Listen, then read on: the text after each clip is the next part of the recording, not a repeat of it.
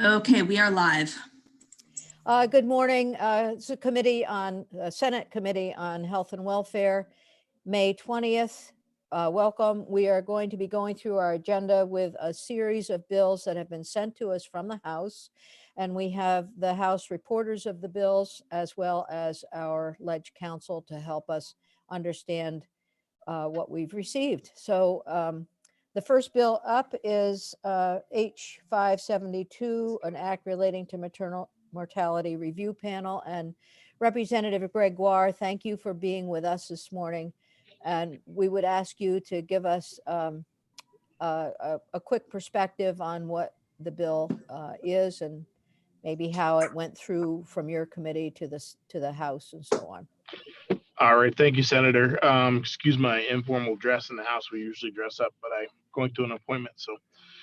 So on the bill H 572, it's a maternal mortality review panel, and it was established to conduct comprehensive multidisciplinary reviews of maternal deaths in Vermont for the purpose of identifying factors associated with the deaths and making recommendations for system changes to improve healthcare services for women in Vermont. So nationwide, approximately 700 women die each year as a result from pregnancy or pregnancy-related complications. While the hard data can give us information on trends and disparities, maternal mortality review panels are the best way to comprehensively assess maternal deaths and identify opportunities for prevention. The Vermont panel has reviewed every case of maternal mortality since 2011, and you can find the reports on the legislative website. There are between 2 and 4 cases of maternal mortality a year in Vermont, so not a lot, but it also this helps with near deaths and other experiences. And the information they find basically leads to the reduced amount of deaths that we have. The cases reviews have led to multiple reports and recommendations.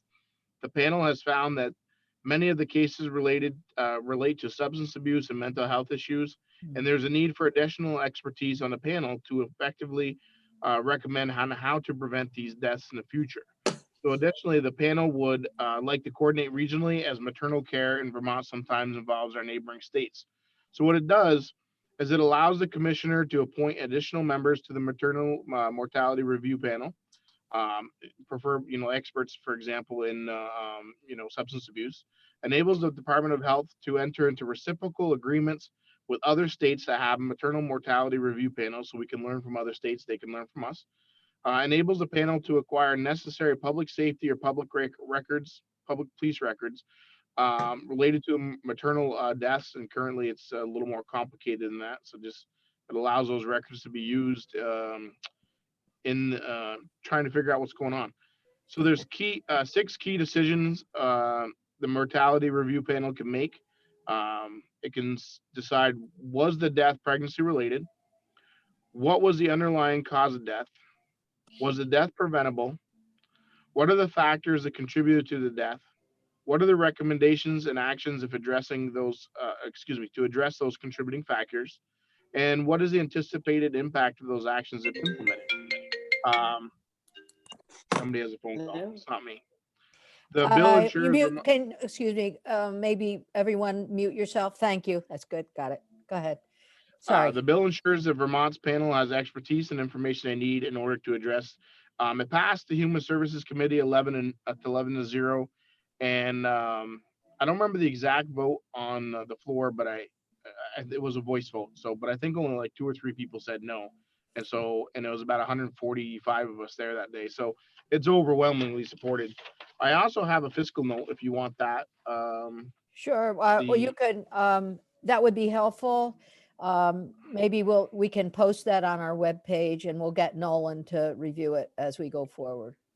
Cool. So do you want me to tell it to you, or? Yeah, but sure, go right ahead. All right. I just want to make sure. It's a good thing we're such good friends, Senator. We're on the same page. Literally. So, right. Literally. Exactly.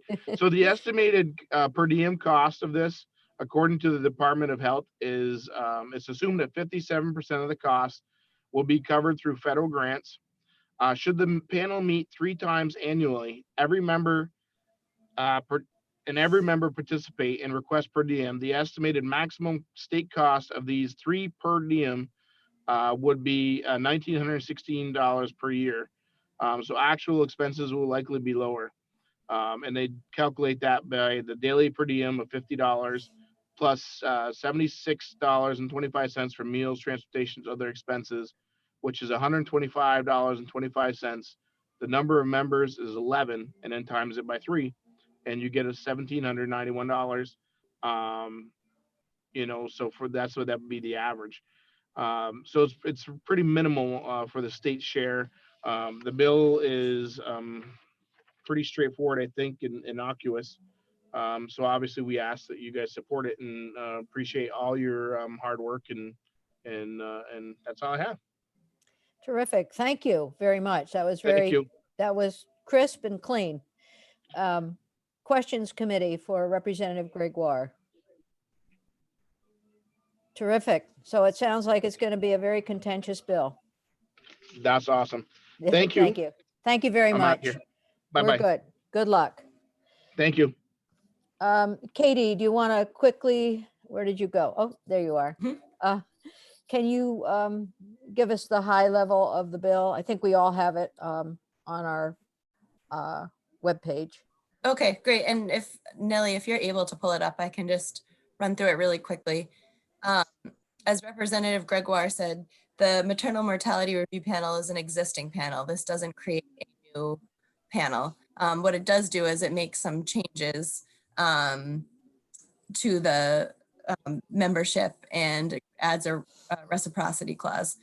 So if you could scroll down, Nellie, please. Yeah, thank you. And we'll go, it was a strike all, so go all through the red strikes, please. Yep, keep scrolling down. You got it. Thank you. Page 5. Yeah. So we start just with some renumbering. That's not really where I need to draw your attention to. If you scroll down a little bit further, you'll see why we add a subdivision 1 to the membership. So these are all the existing members of the panel. Could you scroll down to the next page now, please? Great. Right. Thank you.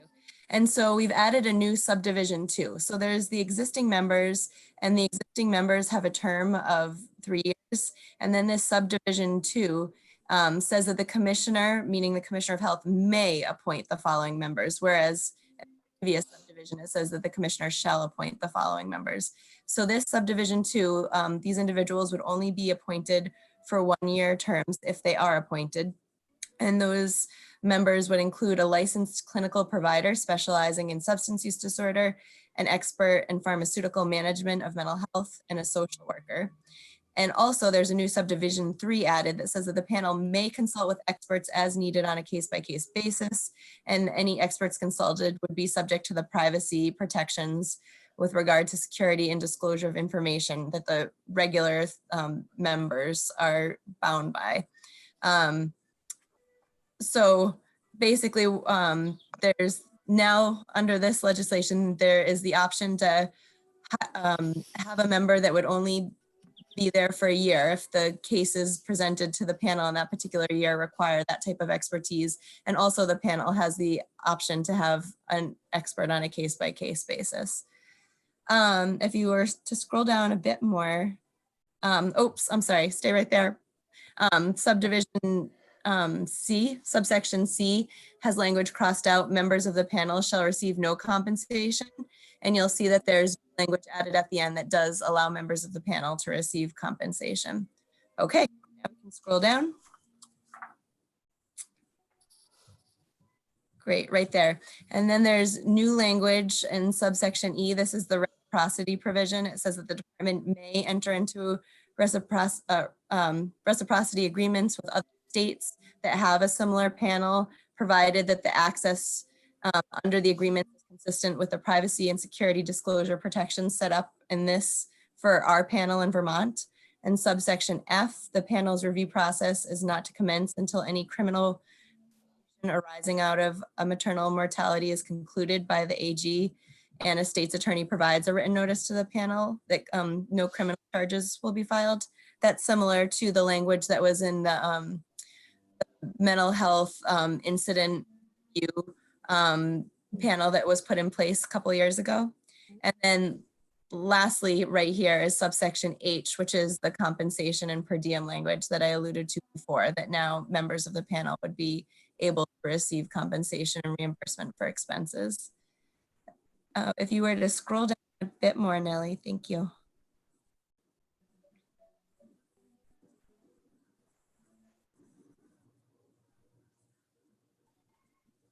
Yep, right there, thank you. And then this new subsection D directs that if the chair determines it's necessary, the panel may acquire public safety or police records related to maternal health. The panel doesn't have access to that information. So that's the last change in H572. Okay, thank you. That's terrific. Committee questions for Katie? Senator Cummings. You're muted. You have muted yourself. I have muted myself. Okay, now I can see me and everyone else. I may have missed it with Representative Gregoire, but why are these changes necessary? This would be a better question for the House member. Can I tell you what I wrote down very Okay. briefly? Yeah. That many of the deaths that have been identified in I think the deaths in our state and possibly in others have been related to mental health or substance use disorder for the people who have died. So the thought was to add folks with expertise in mental health or substance use disorder. Okay. Yeah, so I think it's directly related to the conditions associated with the mortality that's being seen. All right. The one change I focused on was money. That given it may only be $1,900, but that will get it sent to appropriations where it will probably sit there. So if that's not if we want the bill to go, that might be just something to consider unless it's absolutely necessary. Okay, well, thank you. That's a good comment. Any other questions for Katie? Katie, you gave a great answer on the substance use disorder question. I'm kidding. Any other questions? I do have a question, and it's related to the identifying public safety records for folks. Is that allowable? And what if any of those records are sealed? How does that all work? I mean, this just gives permission to access those records. Mm-hmm. Well, first, the new language ensures that there's no criminal proceedings moving forward. Oh, that's true. And there are protections here that the documents reviewed by the panel cannot be disclosed for public information. So there are some protections around access to these public safety and police records related to the maternal death. Okay, thank you. Okay. We'll take testimony as we go forward. We'll learn more. Okay, that's that bill. Before we move on to S220, and we do have Lauren Hibbert here, but we're not ready to have Lauren yet. Senator McCormick worked with Katie McClinn to develop a proposal of amendment for the bill that we have on the floor, S295, the PFAS bill. So Katie, you have that. Can we put that up and then let's look together? And my goal here is to look at this proposal of amendment with, I would prefer little or no discussion, but then if there are questions from members of the committee who haven't seen it, we'll do that. So Okay. Katie. Sure. So this is the amendment, and it responds to some of the questions that came up on the floor yesterday. This is the PFAS bill, and this amendment makes changes to two of the sections. The first section is the food packaging section, This is the rugs and carpeting section. So I've highlighted, although this appears in the first instance of amendment to be a strike all of the entire section, I've highlighted where the change is to make it a little bit quicker and easier for us to look at. So the original language on line 6 said a person shall not manufacture, sell, offer for sale, or distribute for sale, or distribute for use a food package to which PFAS has been intentionally added in any amount. So now that language has been narrowed. Instead of saying a person cannot do that, it says a manufacturer, supplier, or distributor cannot manufacture, sell, or offer for sale. So we're limiting the type of people who cannot sell or offer for sale. And that language matches the language on line 10. Oops. Yep, on line 10. Thank you, Nellie. The prohibitor, supplier, and distributor language that has to do with food packaging and bisphenols. So that is subsection A. And then if we scroll down to subsection D, or, let's see, keep scrolling. I can't remember if it's C or D. C, yep. So C, we have the same change. It previously had said a person shall not manufacture, sell, or offer for sale. And this particular subsection has to do with phthalates. So again, we have the mirror language in subsections A, B, and C now. And then there's a new subsection D that says that this section in its entirety doesn't apply to the sale or resale of used products. So this goes to the questions that came up with the yard sales. Does this person who's selling something in a yard sale who has really no way to know that there might be PFAS in whatever item they're selling, does this apply to them? And it doesn't. So that's the first instance of amendment. The second instance of amendment has to do with rugs and carpets. And again, we have the same change that we made up above in subsection A. Instead of saying a person shall not manufacture, sell, offer for sale, distribute for sale, or distribute for use, we now use the language manufacturer, supplier, distributor. So again, that's narrowing the scope. And the same language in subsection B as we previously looked at with regard to food packaging, that this section doesn't apply to the sale or resale of used products. So this again is the yard sale where you're selling a carpet, then you don't have a way to know if PFAS have been added to this carpet. This would no longer apply to that particular individual. And that's it for the amendment, the two instances of amendment. Okay, thank you. Committee, do you have questions for Katie? Okay, I know that Senator McCormick has worked very hard on this and we'll be presenting it on the floor, but we'll take some time at the end of our meeting to talk about this. So unless anyone has really burning questions about the proposal, we're going to hold off until the end. So Senator McCormick, go ahead. Yeah, let me just say that this really is adding a belt to the suspenders, Yeah. because there are several other instances in law where the wording that appeared in the bill originally appears in regards to existing law on phthalates, on BPA, on flame retardant restrictions. And no one has ever busted a yard sale or busted the small town, the small operator of a corner store or something. So it really, I was asked yesterday to prove a negative, which theoretically you can't do, although I think you can basically, for in practical purposes, disprove a negative, simply because that there's no reason to think it is the case. So you can at least operate as though you've proven it's not. But in any case, in this case, we're now adding the added assurance, no, we're not going to bust yard sales.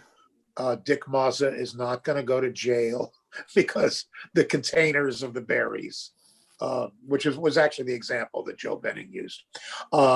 But will Okay. we go to Afghanistan to arrest the? That's right. Okay, this is getting where we're going to be at the end of the meeting. So Yeah, I'll be more polite on the floor. thank you, Madam Chair, I Senator. promise. Okay. We'll this, I think, unless people have burning questions, like Senator Ingram's important question, will, thank you. We'll move along. Katie, this is terrific, and thank you very much for wrapping that up quickly. Welcome. Okay. Is Betsy Ann here? Yep. Good morning. Good morning. How are you? Doing well. How about you? We're well, and thanks Good. thanks for joining us. The bill that we're looking at next is S220, and S220 it's currently in GovOps. It is voted out of GovOps. GovOps has a Okay. strike all. Thank you to Nellie and Mark for posting the docs on your webpage. There's the Senate GovOps strike all. The bill is currently in Senate Finance. Also posted on your page is a section by section summary of the bill.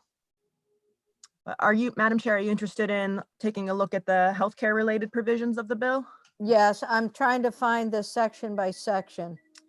Okay, it is up there. Maybe refresh your screen. Yeah.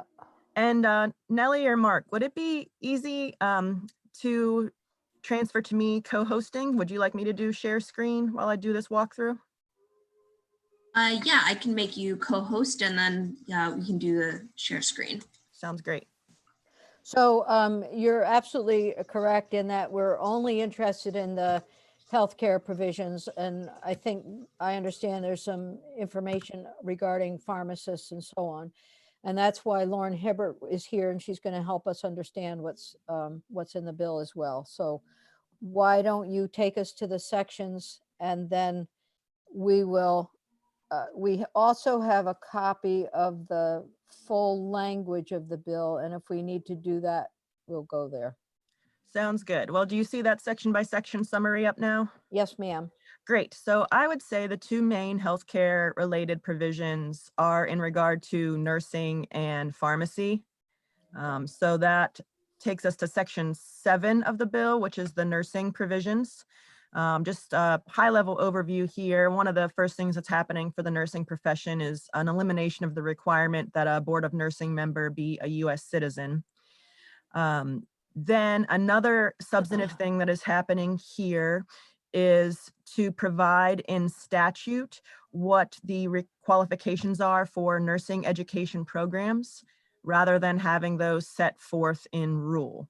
So I'll just quickly move over to the Board of Nursing rules right now on nursing education programs, set out certain standards in regard to a degree that a person has to have in order to be able to qualify to be a nursing educator. Whoop, the scrolling is acting up on me here.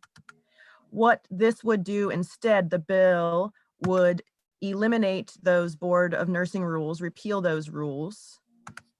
And sorry, the scrolling is not allowing me to flip back over to the section by section summary, but here we go.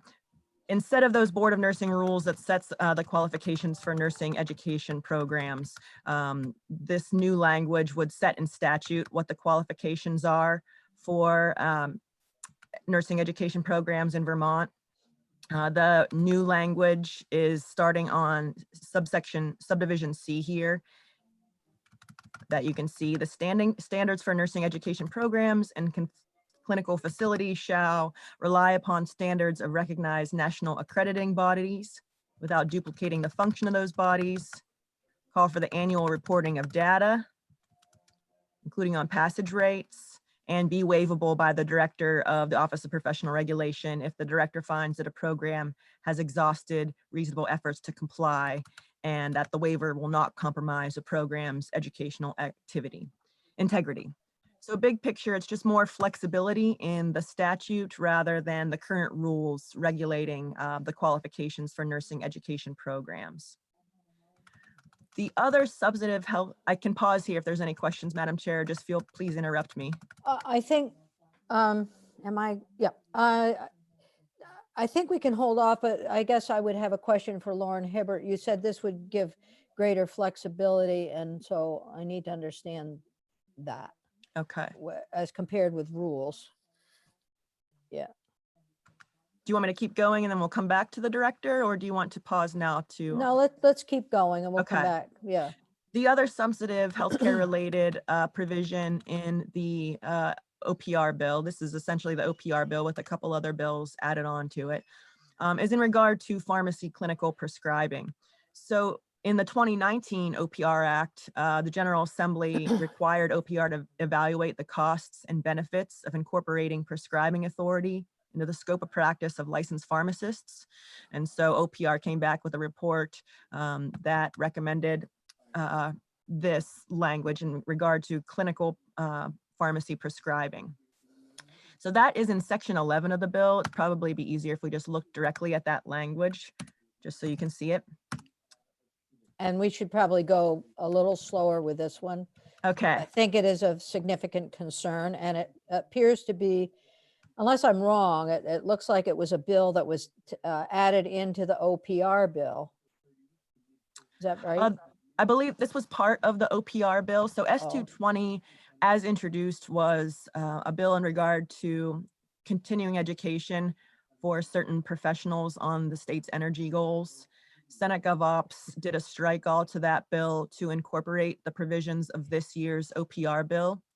It includes that S220 language with amendment, and then it adds to it the regulation of massage therapists. But the language that we're reviewing right now is part of the OPR bill. Okay, thank you.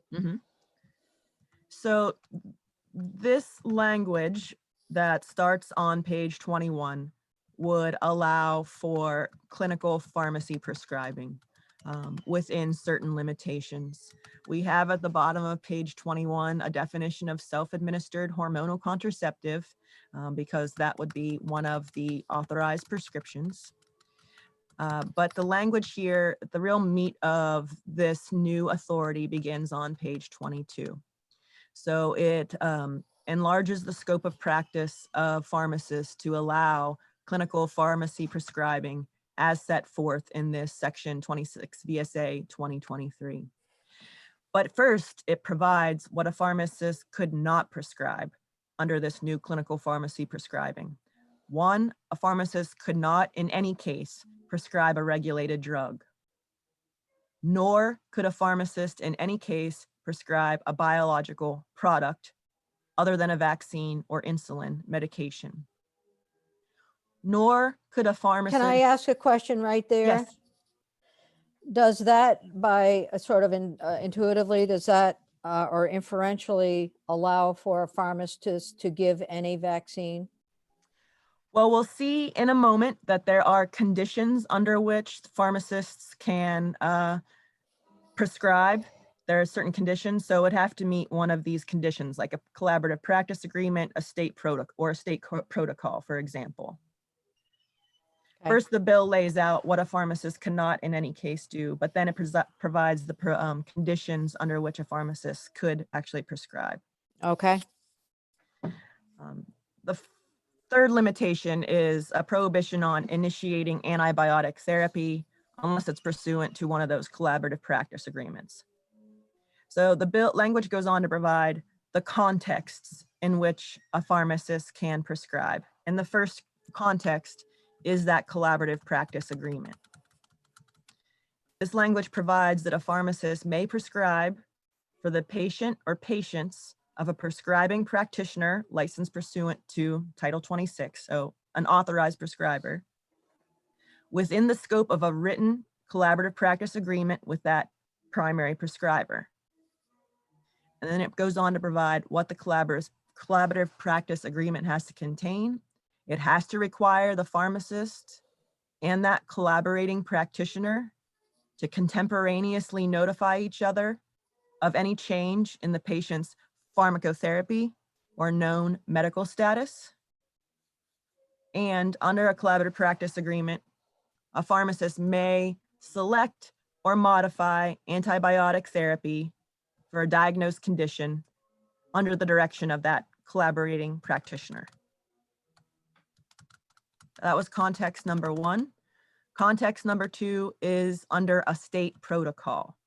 So a pharmacist could prescribe in a manner consistent with a valid state protocol that is approved by the Commissioner of Health after the commissioner consults with the director of the Office of Professional Regulation and the Board of Pharmacy and the ability for public comment, these named substances.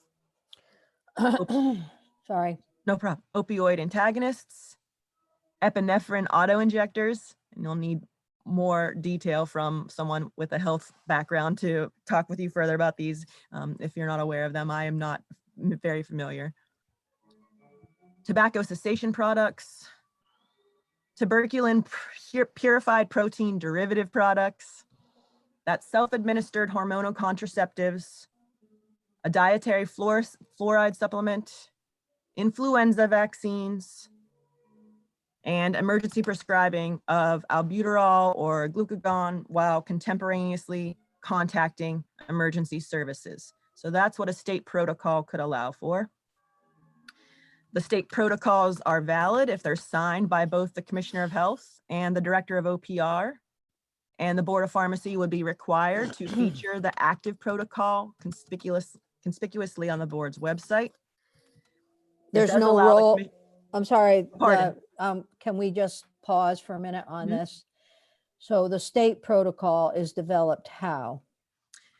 It would, so the authority ultimately resides with the Commissioner of Health. The Commissioner would have to approve the state protocol, but it's after consulting with the Director of OPR and the Board of Pharmacy, and after the ability for public comment. So there's no role in here for any physician, prescribing type physicians or medical practice folks. No, this is the state's authorization for prescribing. I understand that, but there's no approval process through Oh, any. This is a huge shift in moving prescribing from medical practitioners to pharmacists. And we understand we'll be hearing from OPR, but I just want to be clear how the decision is made for a state protocol. Okay, you're correct. It really comes from the state down. It's not dependent upon another prescriber's authorization. Or it's not even, the protocol isn't developed through that either. Right, so it's just from the Commissioner of Health, and the Commissioner of Health doesn't have to consult any physicians. And the Commissioner of That's Health right. doesn't have to be a MD. No, yeah.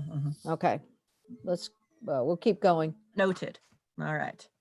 It does go on to say that the Commissioner of Health can invalidate a protocol if the commissioner finds the protocol's continued operation would pose an undue risk to public health, safety, or welfare, and signs a declaration to that effect. If that does happen, the Director of OPR would have to remove the invalidated protocol from the board website and provide electronic notice of its discontinuation to be transmitted to all Vermont drug outlets. So that was context number 2. Context number 3 is the authority for accessory devices to authorize a pharmacist to prescribe accessory type devices such as spacers, needles, and diabetic testing supplies where clinically indicated in the judgment of the pharmacist. So, never mind, Okay. never mind. Okay, context number 4 is for a prescriber authorized substitution. This would allow a licensed prescribing practitioner to authorize a pharmacist to substitute a drug with another drug in the same therapeutic class, if in the opinion of the pharmacist would have substantially equivalent therapeutic effect, even though the substitute drug is not a therapeutic equivalent. As long as A, the prescriber has clearly indicated that drug product substitution is permissible by indicating as such, that the drug product substitution is intended to ensure formulary compliance with the patient's health insurance plan or otherwise to minimize cost to the patient. The patient has to give voluntary informed consent in writing, and the pharmacist or designee notifies the prescriber which drug was dispensed as a substitute within 5 days of dispensing. So this is a notification. There's no requirement that the patient's primary care provider or specialist is involved in any of these decisions? It does, it is just in regard to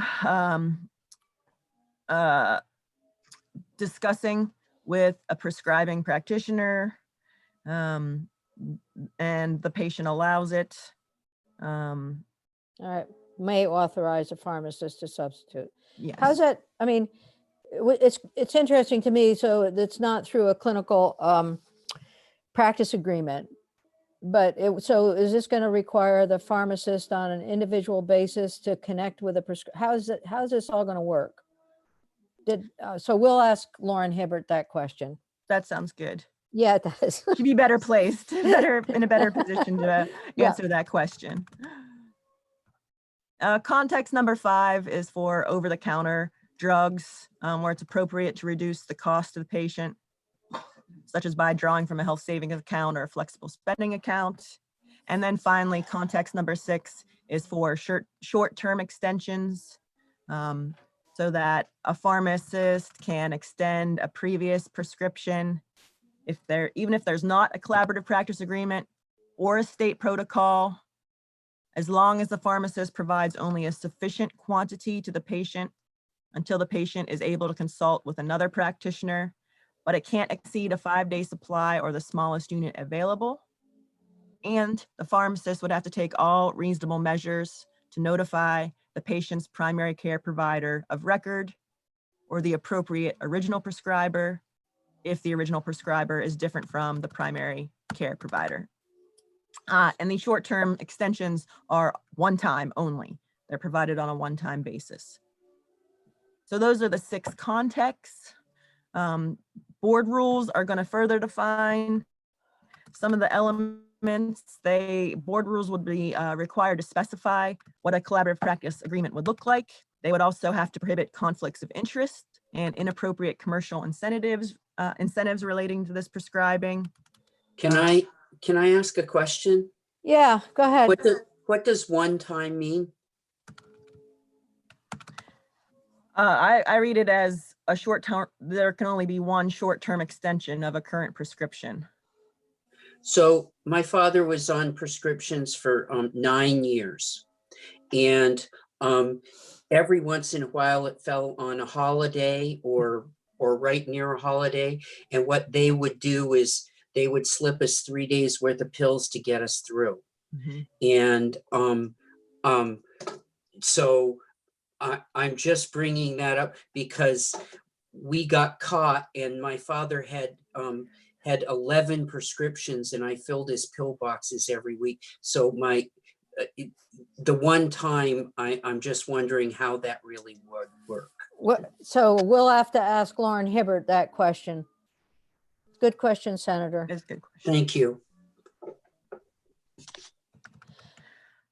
The board rules would also have to define the appropriate bounds of those short-term extensions and establish minimum standards for patient privacy. The language goes on in another section to talk about the target dates to make all of this happen. So by January 1st of next year, the Commissioner of Health would have to approve the state protocols specifically for opioid antagonists, the self-administered hormonal contraceptives, and influenza vaccines. Or if they can't do it by that date, the commissioner can't do so by that date, provide notice to you, Senate GovOps, and the House GovOps and Healthcare committees that the commissioner wasn't able to approve the protocols by that date. So either make it happen or let you know that it's not possible to happen by January 1st. And then also by January 1st, the board would need to adopt rules, the required rules to enable this clinical pharmacy prescribing, the rules that were required. And then specifically, the language provides that if the board's not able to adopt rules by January 1st, that they would be required to adopt an emergency rule until the time that it completes the rulemaking process. So it's essentially a January 1st deadline to make these things happen. So that was the second major health-related issue. I'll just note as ancillary, there was many provisions of the OPR bill are cleanup. One thing that we found when going through the statutes is in regard to midwives, you might be interested in. There's just some cleanup in regard to which midwives association has authority to participate in the midwives formulary. Right now, statute refers to a Vermont Midwives Alliance, whereas it appears that the appropriate entity is the Vermont Midwives Association. And also there's a repeal of 2012 session law that required midwives to submit data on home births and for the Department of Health to access that data. The Department of Health gave feedback to OPR, and they both agreed that those requirements should not continue permanently. So that there's a repeal of that. And then I don't know, Madam Chair, if your committee is interested, but this bill would also establish the professional regulation of massage therapists, body workers, and touch professionals as a registered profession under OPR under the advisor model. So this would be a new professional regulation of these professionals. Right, we've been, well, at least I've been keeping track of some of this, so that's helpful. Senator Ingram. Yeah, I just wonder if, Betsy Ann, if you could just say, I know that there was talk about whether we should license them or register them or do something else with them. Can you explain the differences between the options? Sure. So the registration is the most minimal form of professional regulation. It essentially requires a person to sign up with the state to alert the state that you will be practicing this profession. Versus licensure, which is the most restrictive form of professional regulation, which requires qualifications in order to obtain a license. In this case, Senate Gov Ops chose to go with registration. There is the ability in the language to allow OPR to conduct inspections of establishments where these professions are practiced. And there's also still, even with registration, the ability to discipline a registrant for unprofessional conduct. So the bill does set forth what constitutes unprofessional conduct for these professionals. And if a person commits unprofessional conduct, they are subject to the same discipline that other professionals are. You could get a warning, reprimand, conditions, or suspension or revocation of your registration that enables you to practice. Okay, thank you. Okay, thank you. Let's listen to Lauren Hibbert and on the sections that are here. And Lauren, I guess what I'm going to ask of you is a couple of things. One, the report came through OPR to have this go forward. And the second is that we are going to get all the reports on the pharmacists, but we have not been sent this bill. And as far as I can tell, there are some significant changes being made to prescribing. So you've heard the questions. So can you give us your take on the sections that we were particularly interested in? Sure. For the record, Lauren Hibbert, Director of the Office of Professional Regulation. Thank you so much for having me here today. Madam Chair, would you like me to just jump straight to pharmacy, or do you want me to address nursing first? Let's jump to pharmacy first. It's freshest in our mind, and nursing, it sounds like, is less of a, but one never knows. So let's start with pharmacy. Last session, we were asked to do a regulatory review of pharmacy scope of practice with regard to clinical prescribing. And we did conduct a report, included multiple stakeholders, both the pharmacy board, the medical board, naturopaths, APRNs, basically all prescribers in the state, plus the pharmacy board, and the relevant medical societies, other professional societies engaged in our stakeholder group. When we did an analysis of what other states were doing with clinical pharmacy prescribing and pharmacist prescribing and what Vermont was doing, we do have some clinical prescribing right now through standing order with the commissioner. We saw that we're not behind, but there are many states that are using the clinical expertise of pharmacists in more creative ways than Vermont is currently using, while also keeping patient safety first and foremost. So the office did recommend modification to the scope of practice for pharmacists. And then this language that's before you, it seems like light years away, but we really were working very diligently with the Board of Medical Practice, the Department of Health, and with VMS to come around consensus around this language. And we did before COVID hit us. And so there was a lot of modification to this language in GovOps. And this was, I think it's fair to say, consensus language with all of those groups. And essentially, this is a very controlled way to have pharmacists do the low hanging fruit of prescribing, particularly when we're talking about the state protocols.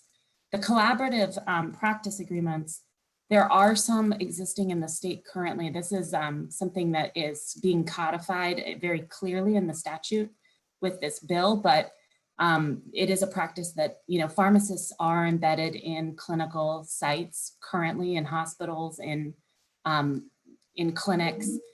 They are a very integral part in some healthcare settings, and they're using the collaborative practice agreement model. This really codifies how that would be done if the provider and the pharmacist wanted to engage on one that may not happen in a clinical site. The state protocol, you had asked what was the ability for prescribers to be involved in the protocol development. And if you look at page 23, section 2A, the ability for public comment, that was very much discussed by the stakeholders, and the stakeholders understood that to mean that the commissioner would engage with the Board of Medical Practice, APRN community, naturopath advisors, osteopathic board, and VMS. So that was the agreement of the stakeholders and the way that we codified that ability for public comment. The things that are available for state protocols are naloxone and naltrexone. The EpiPens is number 2, tobacco cessation. TB tests is what number 4 is. Self-administered hormonal birth control. This is something that had a wide support, that pharmacists have the clinical expertise, and birth control is not, does not hold enough risk to prohibit the prescribing of hormonal birth control by pharmacists. That's something that I personally am very excited about, not because I'm going to use pharmacists to do it, but just because I think it's a great access of care for women in the state. And we heard some really compelling testimony about the limitations to care, access to care, and the ripple effects with unwanted pregnancies. So that is exciting. Dietary fluoride supplements, that's fluoride that's not in water, perhaps because you have a well. The flu vaccine, and then emergency prescribing of albuterol and I always mispronounce it, but glucagon, while contemporaneously contacting emergency services. Those were 2 medications that were identified as possible to save somebody's life if someone was having a medical event in a pharmacy. Then the protocols would be valid if they were signed by the commissioner and the director, and the Board of Pharmacy would have to post the protocol on the website. And then there's an invalidation process, which requires immediate withdrawal from the website, and also mailing on my part to all pharmacists and drug outlets. Then the third category of prescribing is accessory devices. This is really what we heard was that a pharmacist may receive a prescription for insulin, but then the pens and the needles are not available, or the spacers for an albuterol inhaler were not included on the prescription. And this would allow the pharmacist, instead of having to contact the prescriber to get another prescription, be able to do that accessory device prescription themselves. Prescriber authorized substitution is if there's, this is in our emergency bill now, Act 91.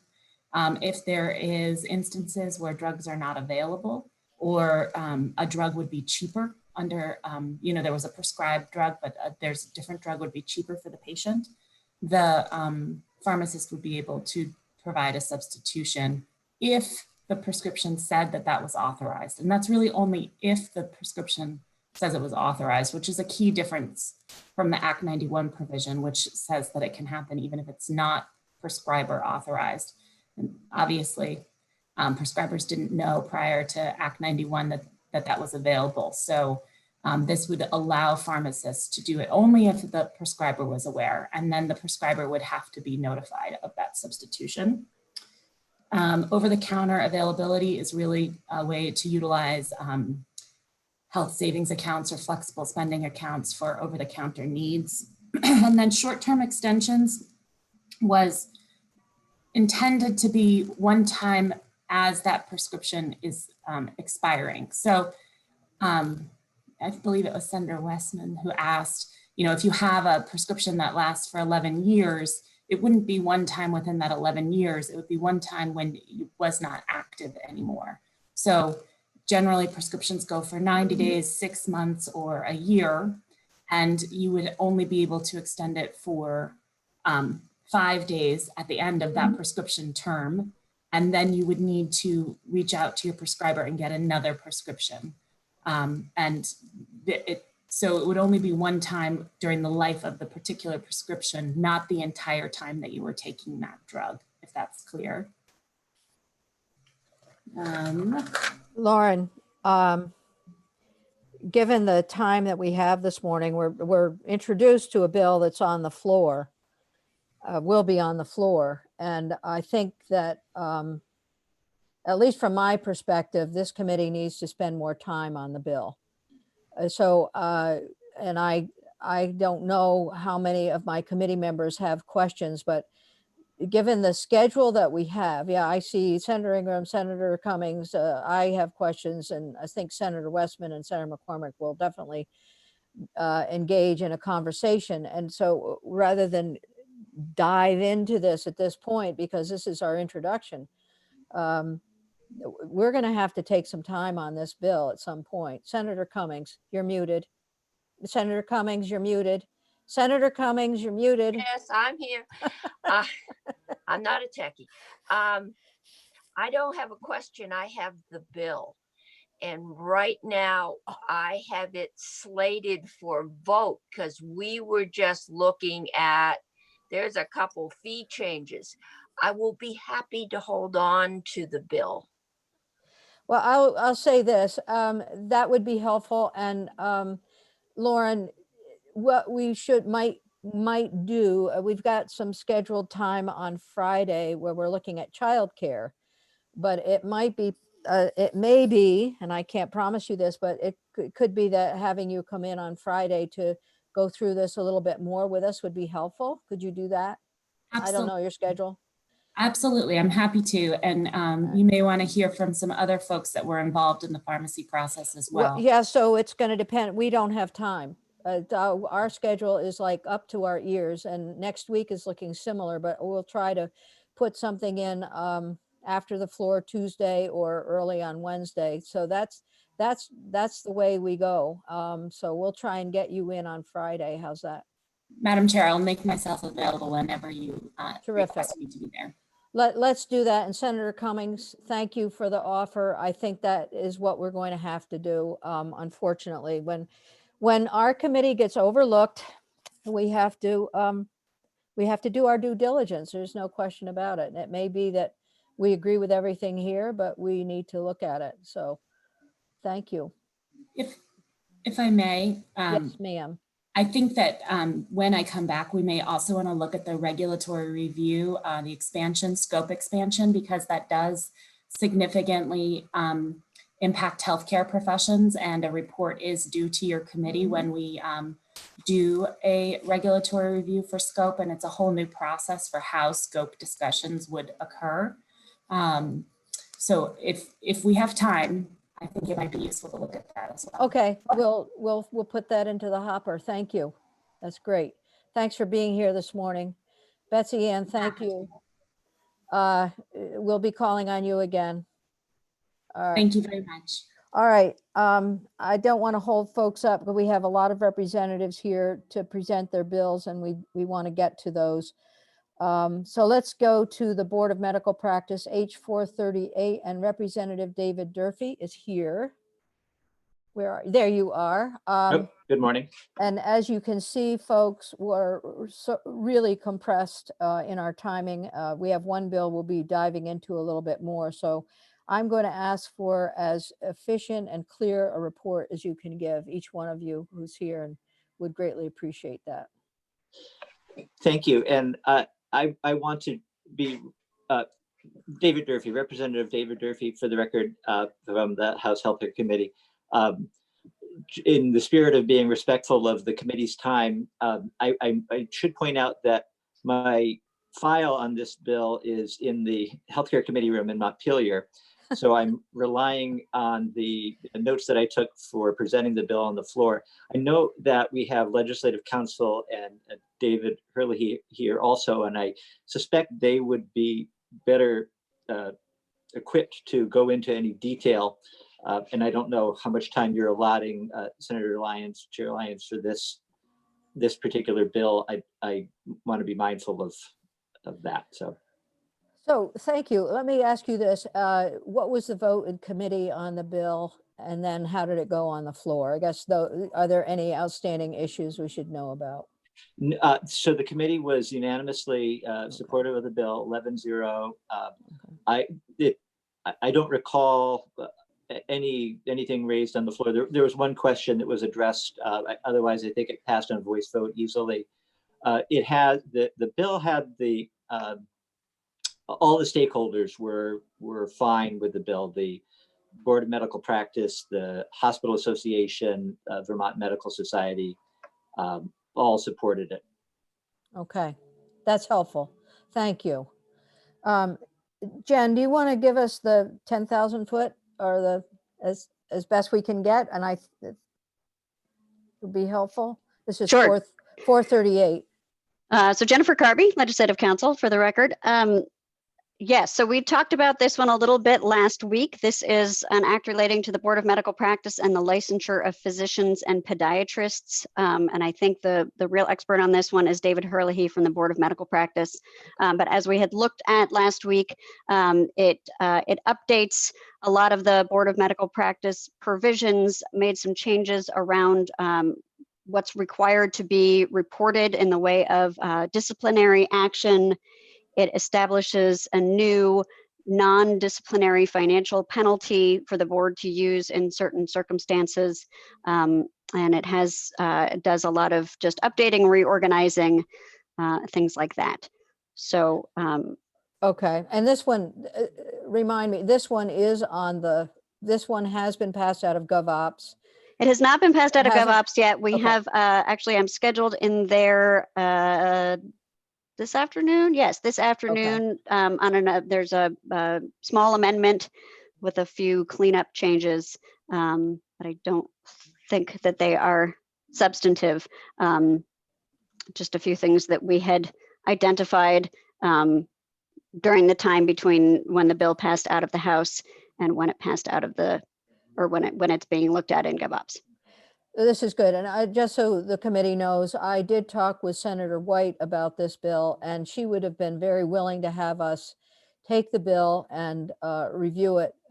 Given that the GovOps has looked at Medical Practice Board, I think in the past, I asked her to go through the bill and to work with David Hurley on the bill, and hoping that we could come up with recommendations that we could all support. I have read through the bill. I don't know if others of you on the committee have.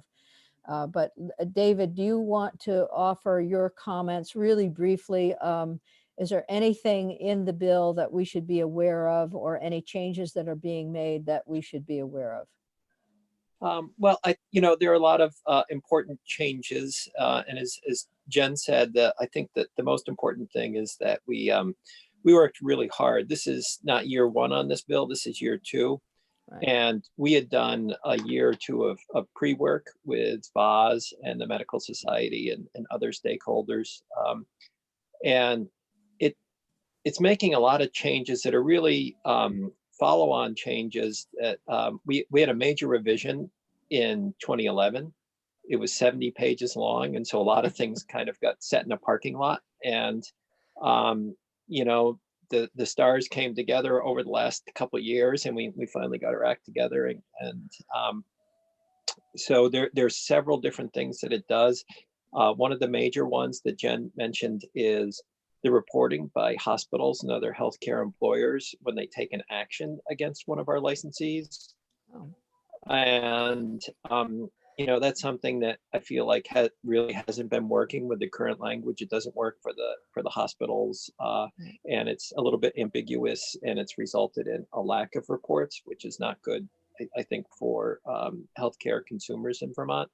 And so we worked really hard to come up with something that would really improve that, increase the amount of reporting, and also created some incentives in there and some tools for the hospitals to use so that they can work with licensees and not have it be a reportable issue in circumstances where the board could agree that made sense. So that's one of the really big pieces. That is a big another thing. big piece. I can remember talking about that. So this is a huge change, and that hasn't been changed in the bill. Excuse me? That hasn't been sorry, I couldn't hear that amended. last bit. The Government Operations Committee hasn't amended that section of the bill. No, they haven't changed. I mean, the changes that would may come out of Senate GovOps are all really technical in nature. Some things that we noticed, and you know, we were the process in House Health got a little bit rushed at the end with the impending COVID issues, and so we didn't try and fix them there at the last minute. Okay. All right. So committee, my suggestion is this. I know that Jen, you're going to be working with GovOps this afternoon, as will David, most likely. And I don't want to keep either one of you now, but we will review that bill briefly, whether probably with you, Jen, we may or may not ask to take further testimony, but it sounds like it's going along in a way that we could support, and we'll have to review that. We'll review it briefly. I'm not hearing anything from the interested parties. I did hear that there was consensus, so that's helpful. Representative Durfee, thank you. And all of our files are stuck in somewhere. Yeah, well, thank you for inviting me to speak this morning and for taking a look. David, thank you for being here this morning. Appreciate your time. Thank you, Madam Chair. All right. I'm going to suggest that we move ahead unless there are questions for David Herlihy, Medical Practice Board. Okay. So let's move along to H663, which is an act relating to expanding access to contraceptives, and Representative Brumsted is here this morning to give us her input.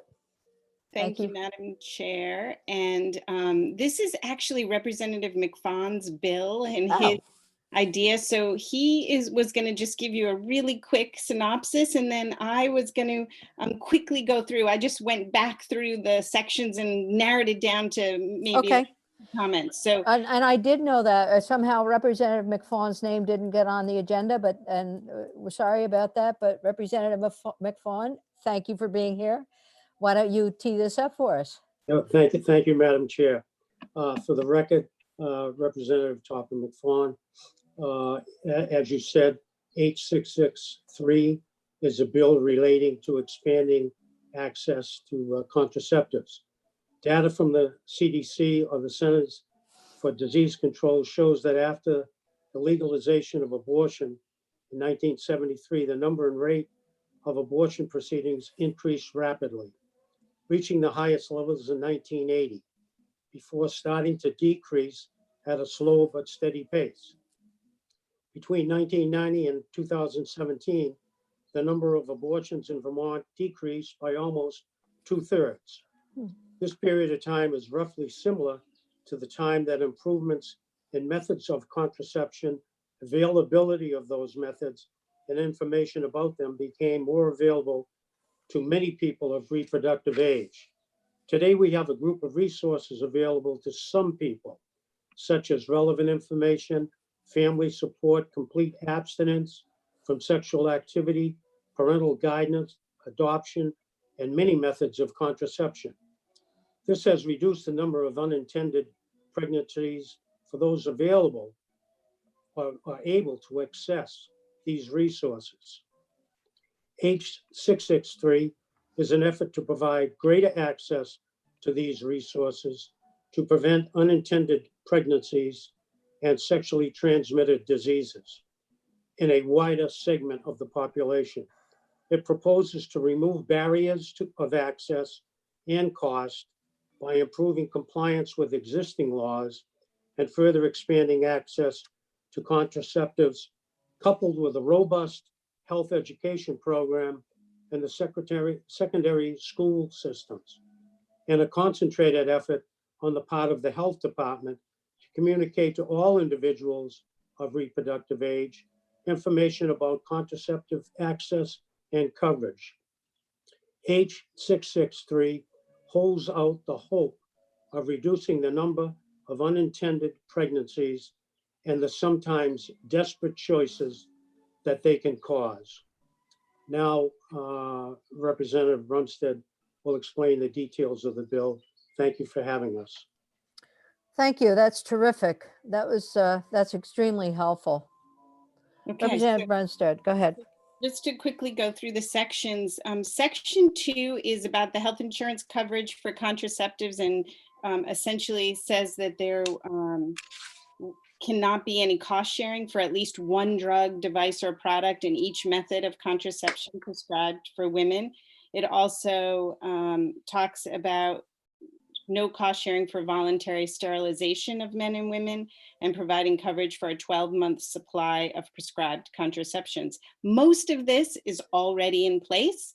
The insurance companies are supposed to be doing this. There were a few questions, and I'm sure that if you all want to get deeper into that, Jen can help you with that.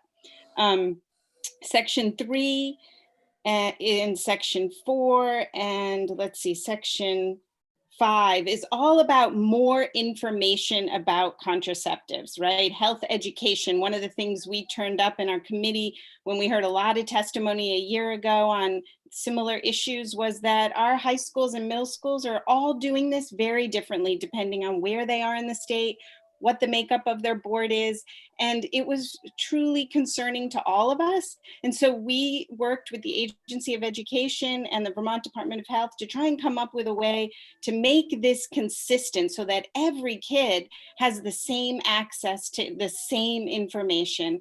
And also, as you'll see in section 4, to make condoms free and easy to access, not behind the secretary or the nurse's desk, and they have to come in and, you know, becomes a whole thing depending on their age about getting that. Instead, you put out a big jar, everybody can grab what they need and feel comfortable doing that. And then you have the education that goes hand in hand with that to make the most sense. So that's those sections. And if you skip down to section 6, it sort of relates. This is the section that specifies that a school employee who is otherwise required by law to report suspected child abuse or neglect shall not be deemed to have violated that requirement solely on the basis of distributing or making those condoms available, because that has been what we've heard. Some of the backlog is, you know, oh, we don't want to be said that we knew that guy who picked up, you know, the condom was dating a girl that's underage, you know, that sort of issue. And so we're trying to put that to bed here in this section. Sections 7 through 9 is what you all are just talked about, which is the pharmacy stuff. It sort of relates. We're opening up and saying that pharmacists shall be able to write prescriptions for contraceptives, and that they have to, the protocols for that will be written by the health department. So we knew we could wait for government operations in the Senate to get that going, but we thought, this is so important and integral to what we're doing here in this bill that we'll put it in, and we will hope that we all sort of come to the same place. And so Jen and Betsy were working together on this a little bit, talking to each other, trying to get it as close as we could, and knowing that if the bill passes, we'll make sure that they match. We talked a lot about that. And then section 10 is comprehensive health education. It's a report back to us, because we do want to keep an eye on making sure that our middle schools and high schools are all doing the same thing, because that's what we hear is where there are some issues around making sure that there's good education out there for everybody in Vermont, and it's consistent. So that's what I have for you.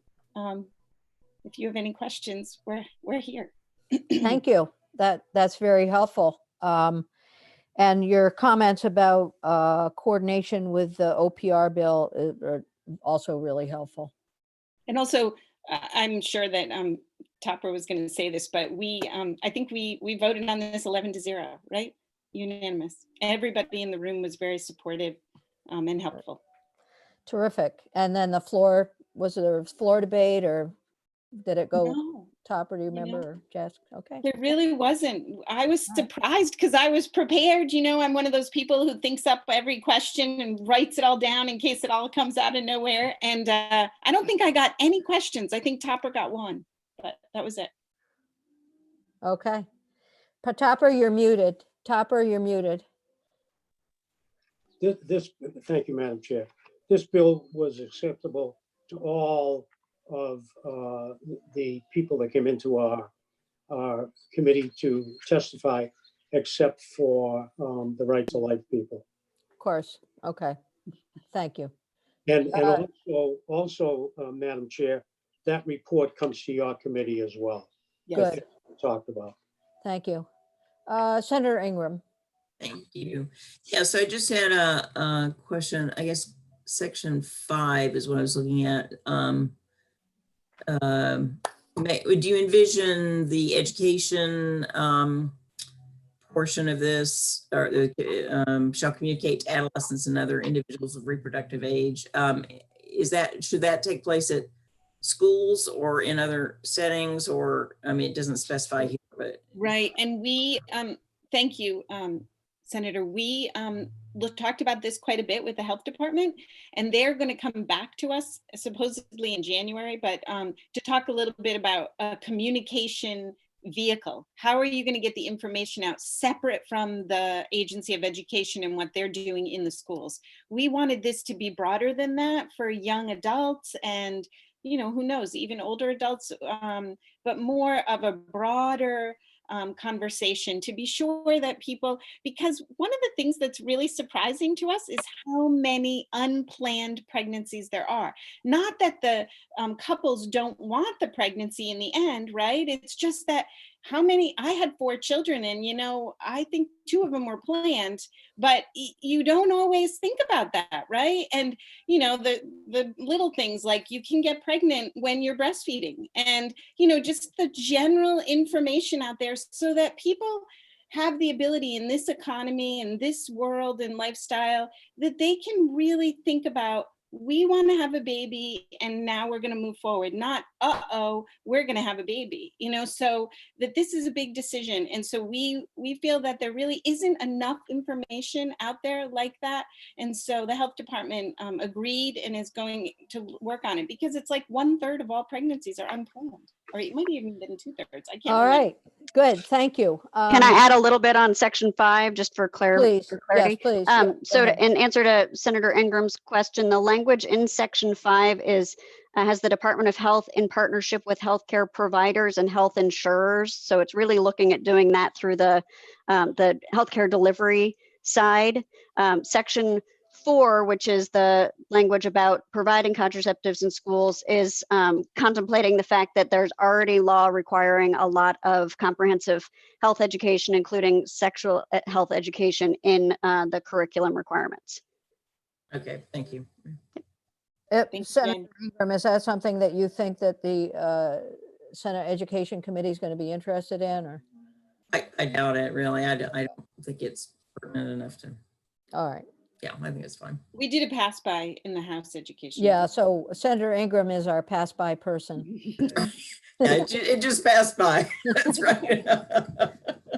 All right, Jen, I'm not going to ask for a walkthrough at this point. I think what we'll do is we'll hold that off until we go to the bill in committee and maybe possible additional testimony. So I think we'll hold that for now and move on to H 728, and this is the Department of Vermont Health Access, and Lori Houghton. Representative Houghton, you're here, and thank you. Thank for being you. here. So can you give us a run through? Yes, Representative Lori Houghton, House Healthcare. This will be very quick and very boring compared to what you've all just heard for the past Oh, hour. then we're not going to do it. It'll be quick. And I want to just say, although I did introduce the bill, Representative Page did present it on the House floor. This is a housekeeping bill. I've done this the last couple of years for DEVA that makes technical corrections to statutory language. In order to support one issue is returning the billing of premiums and collection of payments from qualified health plans to the commercial insurance carriers. This is something that has been started since 2018. We've passed previous legislation about it, and this will just provide some technical corrections. Although I will say I do anticipate DEVA coming forward if you take this bill up and asking for an extension on the implementation date that's in the current legislation. And then the second piece of it reflects current practice in the Vermont Medicaid Pharmacy Best Practices and Cost Control Program. Now that the program is well established with oversight and consumer protection by us, federal partners, and the Drug Utilization Review Board. They're just asking for a couple changes. Specifically, they're asking for technical language in order to reflect the current practice and ensure that the annual report that is required to be submitted to the Vermont legislature includes specific items. And then lastly, that the technical corrections also clean up references to committees that are no longer meeting or do not meet frequently enough to align with the current schedule for reviewing routine preferred drug list updates.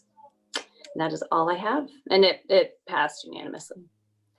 So, and I'm looking at the bill, and maybe it's Jen who can answer, were there amendments made and the bill is introduced to the one that was finally passed by the House? I don't believe so. There were none. I think it was as introduced. Sounds good. Okay. So these are all recommendations from DEVA. Is there anything in particular, Jen, that we should be aware of other than the date for implementation? I don't think so. I mean, section 2 is a little bit hard to figure out what it does. So section 1 gives you the purpose.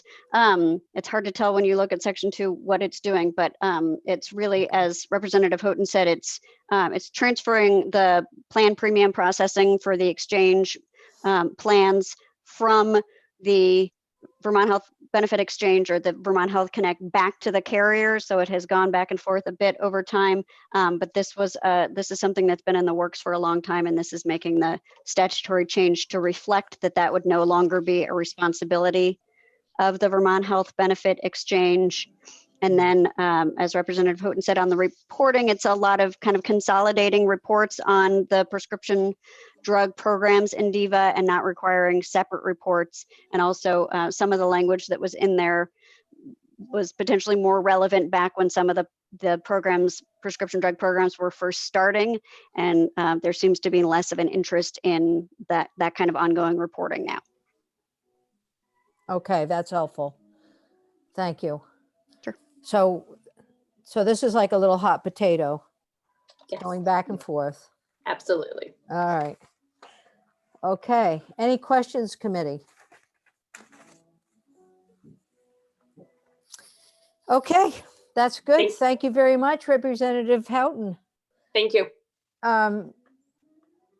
Committee, we're going to move ahead to H795, and just as a heads up to folks, I think what we'll do is we'll go 795 and then we'll go to 635 with Representative Rosenquist, and then we'll come back to H950 because we have a number of folks who will be interested in that. So with apologies to Representative Haas, you will go last. Last is always best, right? Especially if you're born last. Okay, so H795, Representative Rogers, and this is the hospital transparency bill. And that was somehow committed to the Committee on Gov Ops, and I asked to have it committed to, taken from there and brought to our committee. And so we do have it now. And Representative Rogers, why don't you introduce the bill for us? Thank you. Sure. So Chair Lyons, when I put together a presentation for the House Healthcare Committee to help introduce it to that committee, and the presentation is posted on your website. I think it would take me about 10 minutes to go through for you guys. So I'm not sure with your time if you would prefer for me to do that, or you would prefer for me to just give an overview of what's included in the bill. I think the overview makes sense, and we do have your, I have the bill under your name, but I don't have your, trying to I know see. I sent it to Nellie later this morning, so it's. Oh, you did? Okay, so she will get, let me just refresh. Oh, yep, we have it. So why don't we have you just do a really quick run through, and I'm looking at your report. It looks absolutely awesome. And we may have you come back and present that if and when we go through the bill additionally. So Okay. I think the higher level right now would be helpful. Okay, great. Okay, so H795 is an act relating to hospital price transparency.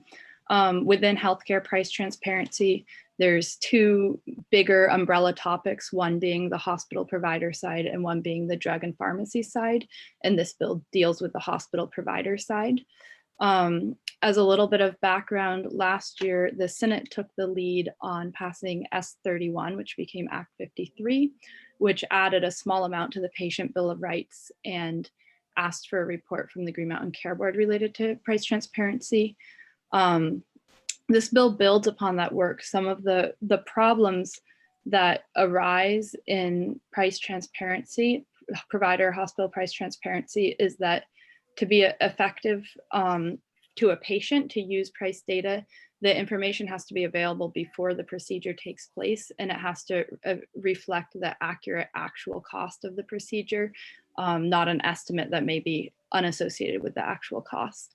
So this bill attempts to address some of those issues, also with the recognition that billing processes are extremely complicated, and it's not quite as simple as to have price transparency in healthcare as it is to have price transparency, for example, when you go to get your car fixed.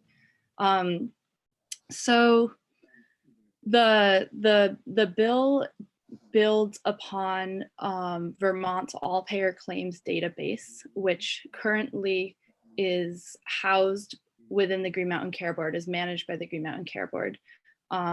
Vermont's all-payer claims database is called VCURES, the Vermont Healthcare Uniform Reporting and Evaluation System, and has data reaching back to 2007, but has been managed by the Green Mountain Care Board since 2013.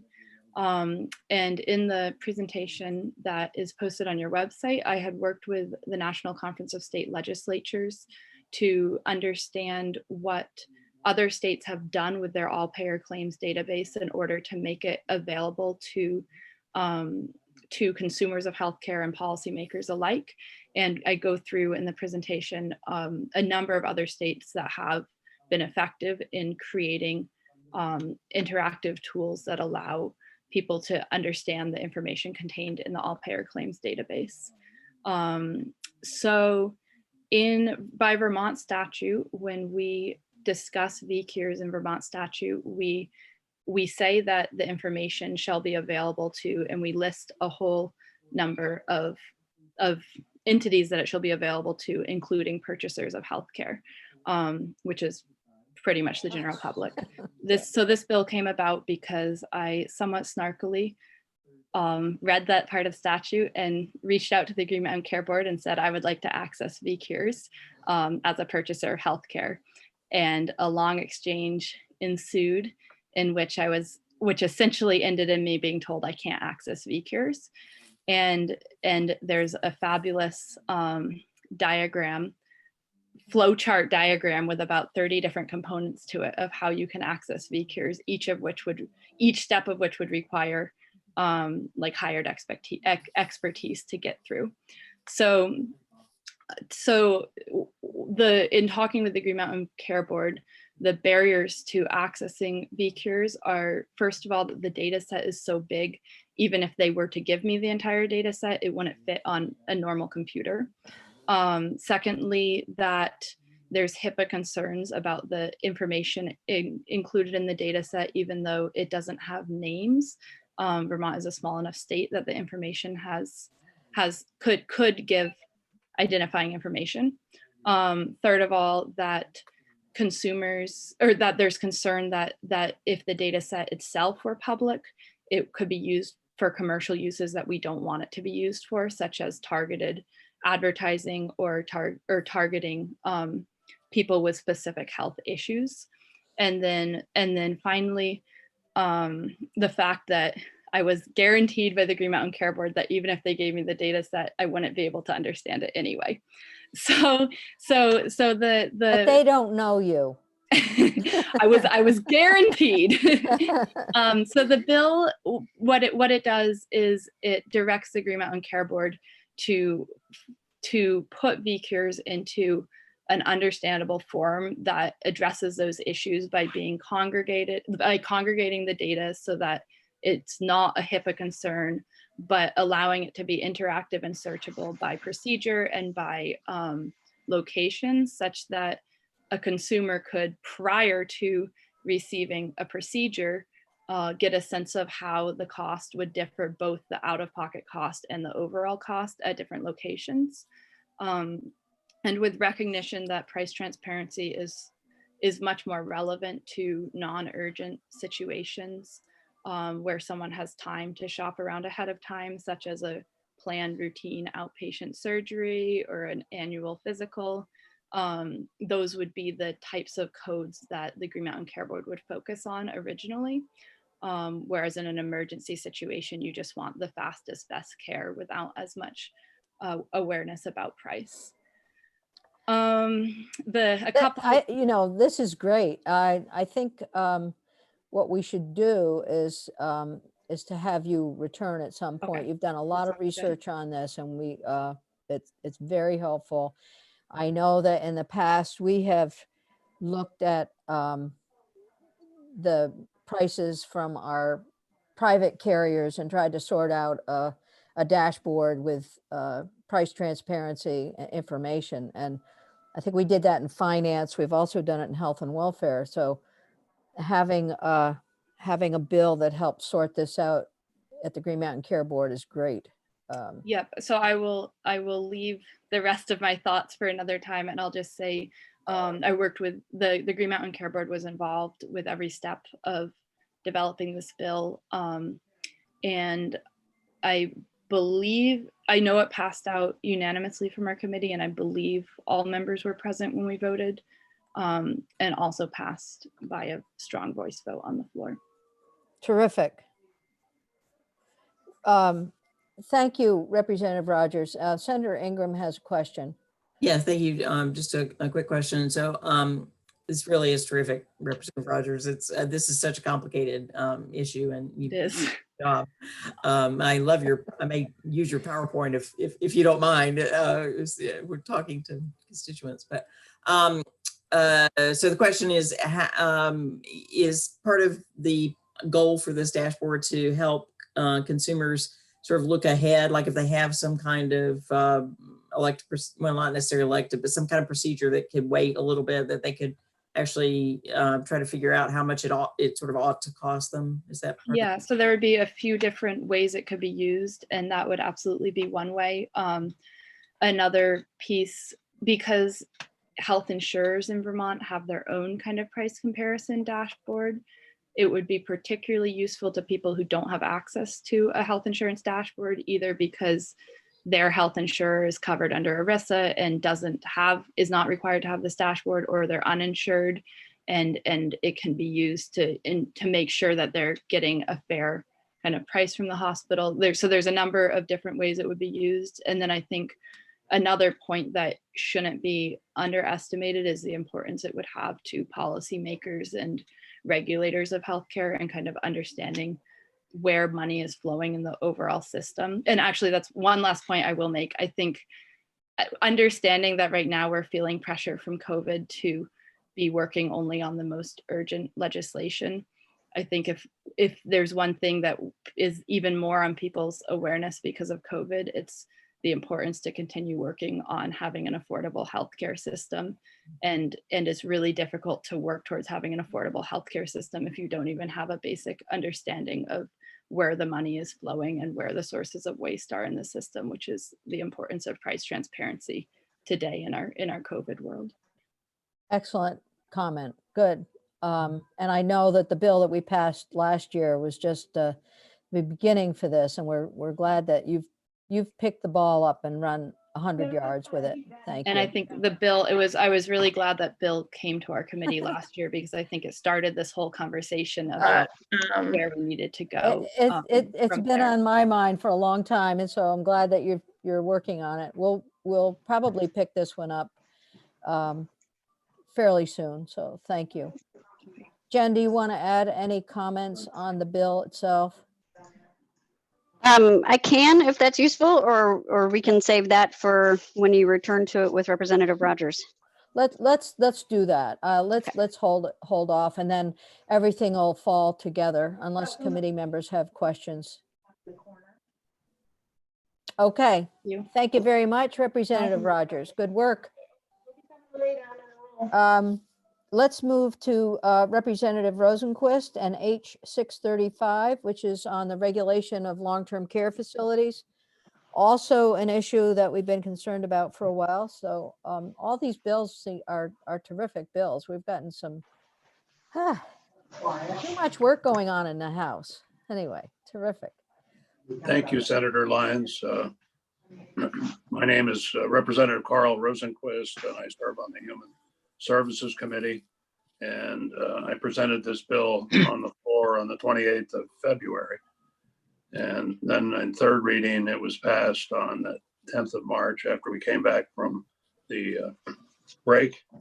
And basically, it is in response to lessons learned in the aftermath of the trial between the Attorney General's office and the Pillsbury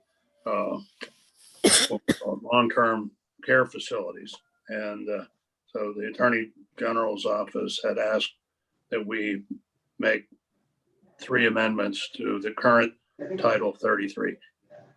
Can you hear me or not? I wasn't, I seem to hear some feedback there. Hello, someone has not muted themselves. If you're not muted, please do so. You're right. There was background information there. Okay. But you're able to hear me, right? Okay. Absolutely. Okay. So it's a very short bill. As I say, we think it's an important bill because it gives the Attorney General's office some stronger, pieces moving forward, some issues that came up in the trial that this would help supplement. So it's a 1.5 pages long, divided into 3 sections, essentially. Section 1 adds a definition for insolvent, which is the language used in the Uniform Commercial Code for insolvent. It talked about insolvency, but it didn't really have a definition. So this puts a definition into the statute.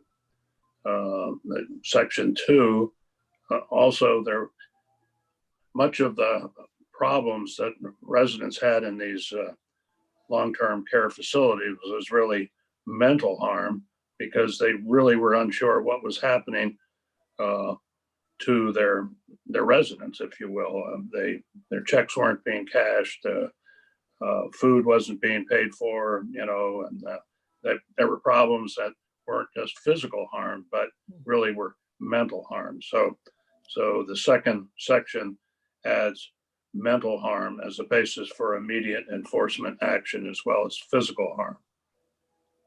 And section 3 then is key new language, which essentially says, like, how should I say it? If during the trial, the person that is up for to, let's say, to gain receivership, if they go ahead and make corrections during the course of the trial, then it's hard to establish what the situation was or why they're going to trial. So the condition of the facility at the time of the complaint is what is used to determine the basis for requesting the appointment of a receiver.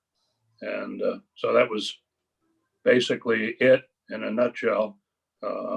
We heard primarily from the Attorney General's office, Jamie Renner, Lori Pelosi, and Stuart Schurer. And the vote out of committee was 11-0-0.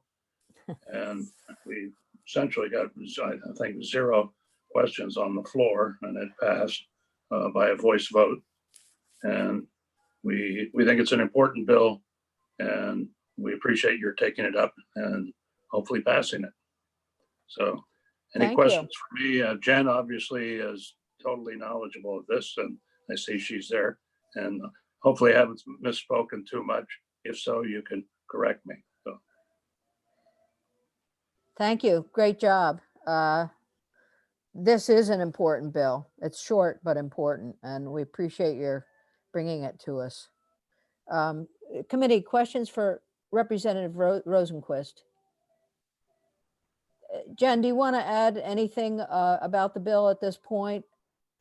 I don't think so. I think Representative Rosenquist hit everything that's in it, and he's right that it was the Attorney General's office and Dale who asked for this bill, based in large part on experiences that they'd had and statutory tools they wish they had or clarification at the time. Okay, Senator Ingram. Thank you. Yeah. So we came across, I'm looking particularly at the section 1 about insolvency. I know in Senate Education, we talked a lot about some of the colleges that became, got into financial trouble. We wrestled a long time about what kind of language we should use to that would constitute red flags that would say, something's an institution's in financial trouble. So who would know? I mean, these sound like good specific definitionary terms, but who would receive information about the potential insolvency of one of these care facilities? Are they constantly making, presenting their financial records to some entity?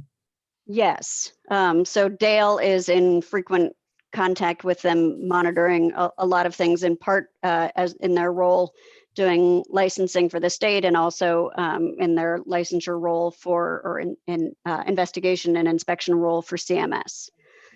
So yes, it is typically Dale. And as Representative Rosenquist said, the issue that has come up is that the statutes talk about one of the potential reasons for appointing a receiver is if the long-term care facility is insolvent or is at risk of insolvency, but there was no agreed upon definition of what it meant for it to be insolvent. And so putting in this definition for the long-term care statutes, giving a definition for insolvency, and they wanted to use the one that tracks the current language of the Uniform Commercial Code, which is also codified in Vermont law in Title 9A, seemed like a way to get everybody on the same page.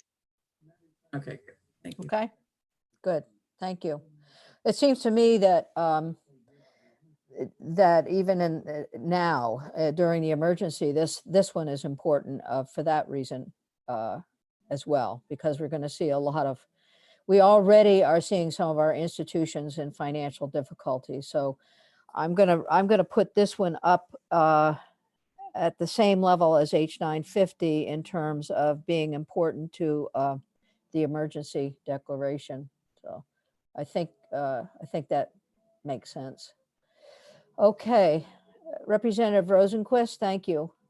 Thank you, Senator Lyons. I'm going to go back to the floor then if you have no other questions. Okay, I don't think we do at this time, but we know where you are. thank you. I don't know if we can find you. You'll find me. Thank you. All right, let's move on to, unless there are other questions for Jen, we'll move on to H 950.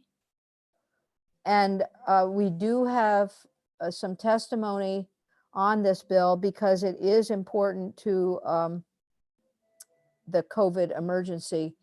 And we did get a little bit of a tee up on the bill last week, but we thought it would be important to hear from Representative Haas.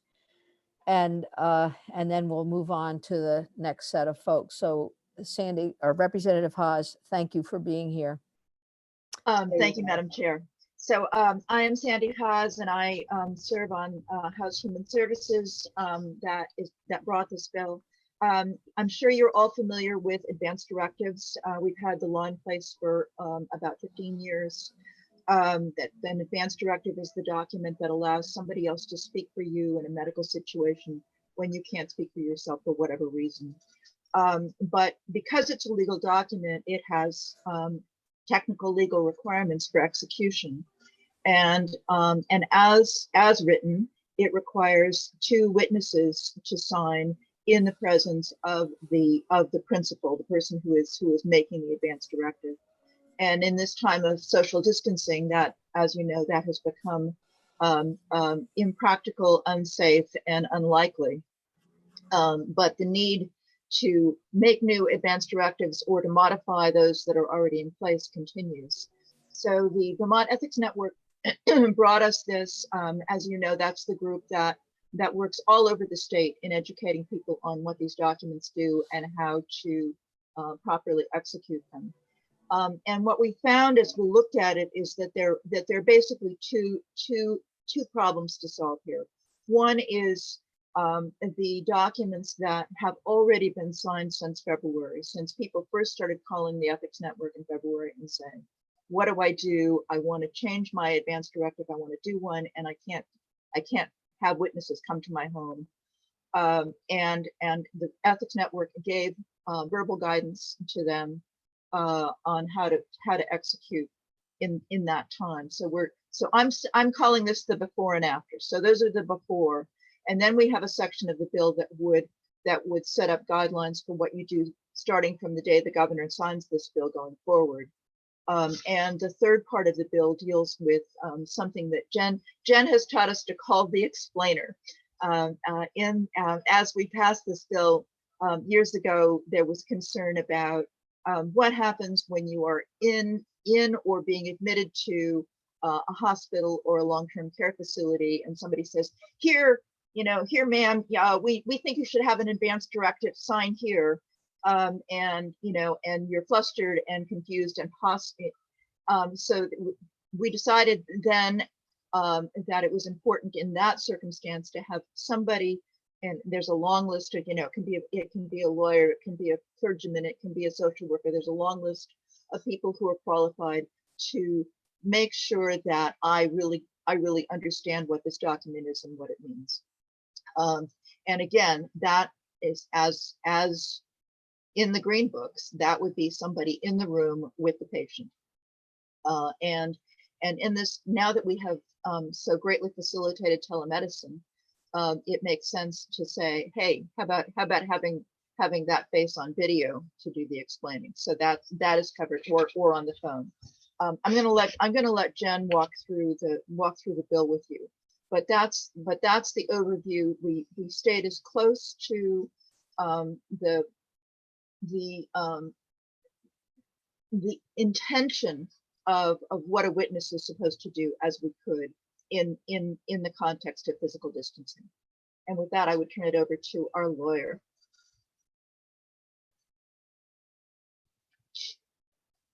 I was muted.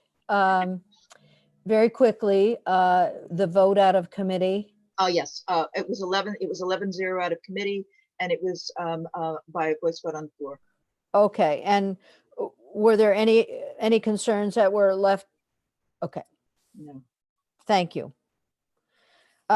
Jen, I know we've talked about the bill previously, but if you can give us a quick reminder of what's here, and then we'll move on to folks who are here to testify. Sure. So this would, H950, an act relating to allowing remote witnesses for advanced directives for a limited time, adds a new section to the advanced directive statute. It starts with a definition of remote witness, being a witness who is not physically present when a principal signs an advanced directive. The principal is the person who is executing the advanced directive. And then it goes on to talk about, as Representative Haas was saying, sort of the before and after. So an advanced directive that was executed by a principal between February 15th of this year and the effective date of the section, and it's effective on passage. So when this becomes law, would be deemed to be valid even if the principal signed it outside the physical presence of one or both of the witnesses, as long as certain conditions are met with respect to each remote witness, that the principal and remote witness knew each other, they were known to each other, that the remote witness was informed about the role of a witness to the execution of an advanced directive, and the principal includes on the advanced directive the name and contact information for the witness. These advanced directives signed in this kind of before time would only be valid until June 30th, 2021, or they could be amended, revoked, or suspended earlier in accordance with the regular provisions. And then in the kind of after period, so an advanced directive executed between the effective date of the bill and June 30th, 2021, so a little over a year, would be deemed to be valid even if the principal, again, signed outside the physical presence of one or both of the witnesses, as long as certain conditions were met with respect to each remote witness. Again, the principal and remote witness must have been known to each other, but then it says, based on video or telephonic communication between the principal and the remote witness, the remote witness attested that the principal seemed to understand the nature of the document and to be free from duress or undue influence at the time the advanced directive was signed. So that's a more specific about what the remote witness is doing, that they're attesting to this. And the principal includes on the advanced directive the name and contact information for the remote witness. So that's the same as the before one, but also the nature of the principal's relationship to the remote witness. And advanced directives executed under those conditions would continue to be valid unless amended, revoked, or suspended. So those ones are ongoing and do not need to be revisited. And then it talks about, for this explainer provision that Representative Haas introduced, between February 15th of this year and June 30th of 2021, so during that whole period, if an advanced directive was executed by a principal during that time while the principal was being admitted to or was a patient or resident in a hospital or residential care facility, it's okay if the explainer, the person who explained the nature and effect of the advanced directive, was not physically present in the same location as the principal when they provided the explanation, as long as they delivered it and communicated with the principal by video or telephone. So those are the provisions. We've got kind of a before and after while we're still in this COVID mindset for advanced directives for the witnesses, and then addressing the explainers as well. Okay, thank you for that. Questions for Jen? All right, let me just check my agenda. So we have Olivia Garfeo-Cohen of Vermont Legal Aid, and Cindy Brzezzi, and then AJ Rubin. So Olivia, why don't we start with you, and thank you for being here. All right, thank you, Madam Chair. So my name is Olivia Garfeo-Cohen. I'm a staff attorney at Vermont Legal Aid. I work in medical legal partnerships, and so as a part of that work, I help clients draft and execute advanced planning documents. And I also advise social workers who are working directly with patients. And a couple of months ago, we started getting questions about the disconnect between the statutory requirement and the reality of people's lives, where they were not able to be in the same room as their witnesses who can't be close family members or their agent. And so we also had to put a few of my clients' documents on hold due to distancing. And we consulted with the ethics network about what the best practice was during this time. But now we're grateful that this bill is taken up, and hopefully we'll have a solution for these folks that is doable during this crisis. Legal Aid supports the bill. We think it balances a lot of really important issues. It allows individuals to legally document their healthcare wishes during a critical time when people are thinking maybe for the first time about what their treatment options are and what they might want for end-of-life care. It's inclusive of those with limited technology. We had a lot of discussion about what the best practice was for that, and I think we came to a good balance. And it has protective measures for to protect against duress or undue influence. And I think that the timeframes are realistic. We discussed kind of a lot what the best windows were, and I think that it covers the folks who created advanced directives remotely during kind of the initial phase of the crisis, and allows them a window of time in which they can re-execute a new version. But the bill also recognizes that people may need to stay relatively isolated even as recommendations loosen. For some populations, folks in advanced care facilities might need to stay isolated for a longer period of time, or folks at home who are at higher risk. So I think this balances a lot of those difficult issues really well. We thank you for taking it up. I'm happy to answer any questions if they come up. All right, thank you very much. Questions committee. It sounds to me as if you're the person who started this. I believe that Cindy. Cindy started it. Yeah. Okay. I know it's somebody that's here with us, so thank you. Thank you for your work on it. Cindy, do you want to please give us your testimony? I'm looking, you have something on our webpage or not? No, okay, we're good. Hi, thank you committee for taking this up. I'm Cindy Brzezzi. I'm the director and clinical ethicist at the Vermont Ethics Network. I'm also a clinical ethicist at the University of Vermont Medical Center. So I would echo everything that Olivia has just said in terms of our organization receiving a lot of calls, probably starting in February, when people who maybe were at a higher risk of potentially contracting COVID were starting to think about making sure they had good plans in place. I think predominantly in the instance where they were to be hospitalized and requiring ventilation, and they weren't able to speak for themselves, to make sure that they had identified a healthcare agent and someone who could speak on their behalf and represent their wishes to the healthcare team if such a situation were to arise.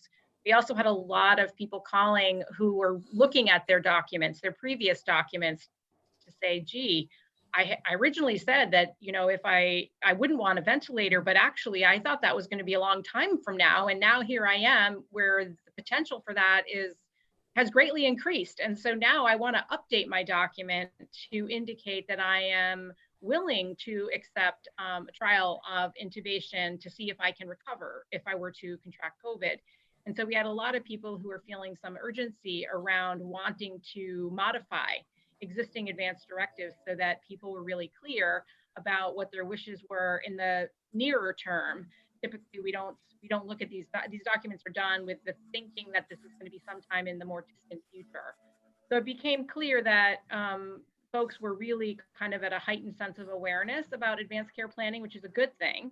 But the practical realities, as Olivia just outlined, of trying to complete documents when you're trying to stay distant from folks quickly became apparent. So what we did, right, in recognition of the fact that it was really you at the legislature, the Department of Health, everyone was dealing, I think, with a lot of really urgent needs.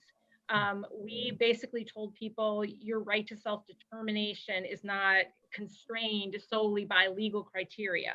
There's federal law that says, and there's ethical obligations to respect people's wishes and to support people in being as self-determining as possible. So we will do the best we can, and we wanted to really encourage people to still document their wishes, to still complete advance directives, and to do the best they could. So as Representative Haas outlined, this was sort of the before plan, where we said to folks, listen, fill out your documents, get some of your people that you know that you talk to regularly on the phone and ask them to serve as your virtual, so to speak, witness, whether it was through telephone or video. And then to indicate on the document that that's how this document was actually witnessed. So it would have said, verbal witness per, or video witness for COVID-19 or telephonic witness for COVID-19. We told them to put their name and their contact information of that witness on the document. And we also alerted them that this does not comport with the letter of the law. And in all likelihood, they would need to update their document and get real-time in-person signatures as soon as it was safe to do so.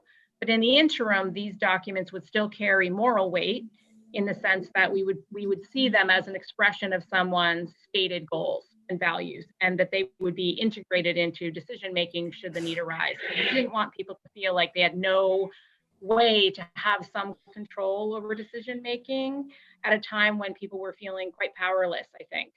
So that's what we did. And then the legislature thankfully was open to looking at this and to try to address a mechanism to have these documents be legal. And I think one of the concerns we had has to do with the fact that the ability to complete an advance directive hinges on an individual's capacity to do so. And capacity is not a permanent thing, particularly for people who become ill or who are in long-term care settings. They may complete a document now and then lose the capacity to do a document later. So it became really clear to us that we needed to have a way to recognize these documents so that in the event that someone lost capacity, we still had some sort of record of what mattered to them, because they may not be able to go back and redo them, which is why the committee was very thoughtful, I think, and there was a lot of testimony and time taken to really try to balance the benefits of doing this with some of the risks of doing it remotely, but in recognition of kind of an evolving situation and wanting to make sure we did the best we could to sort of optimize people's ability to be self-determining. So the Ethics Network completely supports this bill. We're very appreciative of the time that House Human Services took to really think through all the different ways that we could do this to optimize people's opportunities, and are appreciative of this committee's willingness to take this up so quickly. Thank you. Questions for Cindy? Director Bruzzese. I'm trying to think, that would be your title. Okay. All right, good. Thank you. AJ Rubin, you are here and welcome. Thank you for being here and being patient. Why don't you, do we have anything from you? I don't see it. So why don't we hear your testimony? Thank you. I think you're muted. Is that possible? Yes. Hi, I'm AJ Rubin. I'm an attorney at Disability Rights Vermont. We are your mental health ombudsman for the state of Vermont. We have no objections to the bill as written. We're especially concerned about advance directives in terms of both individuals not being coerced into signing them, as well as being able to have them enforced later on. There was recently a Vermont Supreme Court regarding advance directives where the state or the hospital fought to disqualify someone's advance directive, and it came down to the details of who the witnesses were and what they really saw and learned. And so we believe that the bill as it currently exists, as both Cindy and Olivia noted, is a good compromise between allowing more people to access the important, powerful tool of advance directive, while at the same time preventing coercion and allowing them to be enforced if they're challenged in the future. So grateful for the committee taking this up, and I won't take more of your time.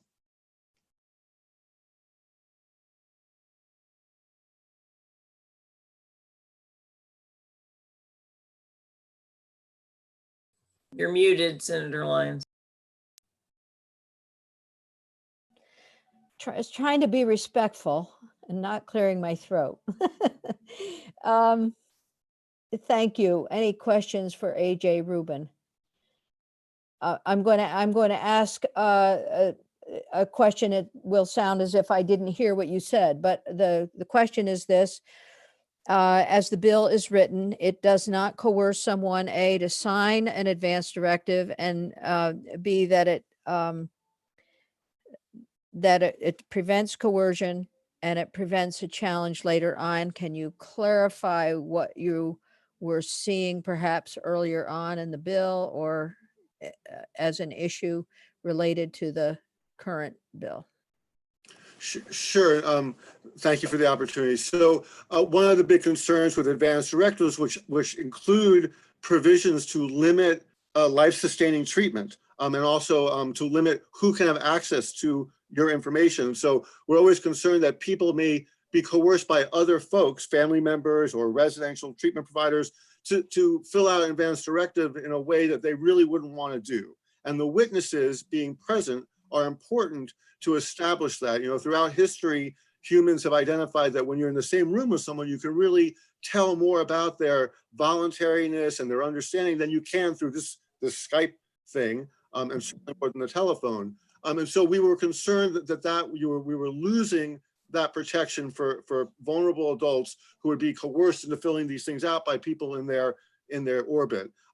The provision that requires that we know who the witness is, what is your relationship to the person, and that they are aware of what their duties are, will help do that. We didn't want to have like the clerk of the Cumberland Farms down the street show up and you know, call in to my grandma and say, I've never met her before, but yeah, I'm sure she knows what she's doing. That wouldn't be enough. So knowing who this person is, and then in addition, the ability to document who the person with the relationship is, and that they were told, that they actually attested that they were able to determine the person was voluntary and understanding over the telephone or over the video, is an added protection. So later on, if someone says that's not valid, we can say, well, look, it really was as valid as it could be, and it's worth protecting. So those are the sort of the additions that were made from the original idea that we think is sufficient to have us be not objecting to going forward. All right, thank you. That is extremely helpful, I think. And it does make sense. I don't think I'd want the guy from Cumberland Farms swearing to my advance directive. I don't know him. Okay. Questions for any of our witnesses or for Jen? Whew, wow. Okay.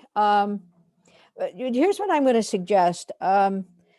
We have looked at this bill previously, and I'm looking at our agenda for tomorrow and Friday. And tomorrow I see that the end of our day we'll probably have about a half an hour. I'm hoping to have at least a half an hour for discussion.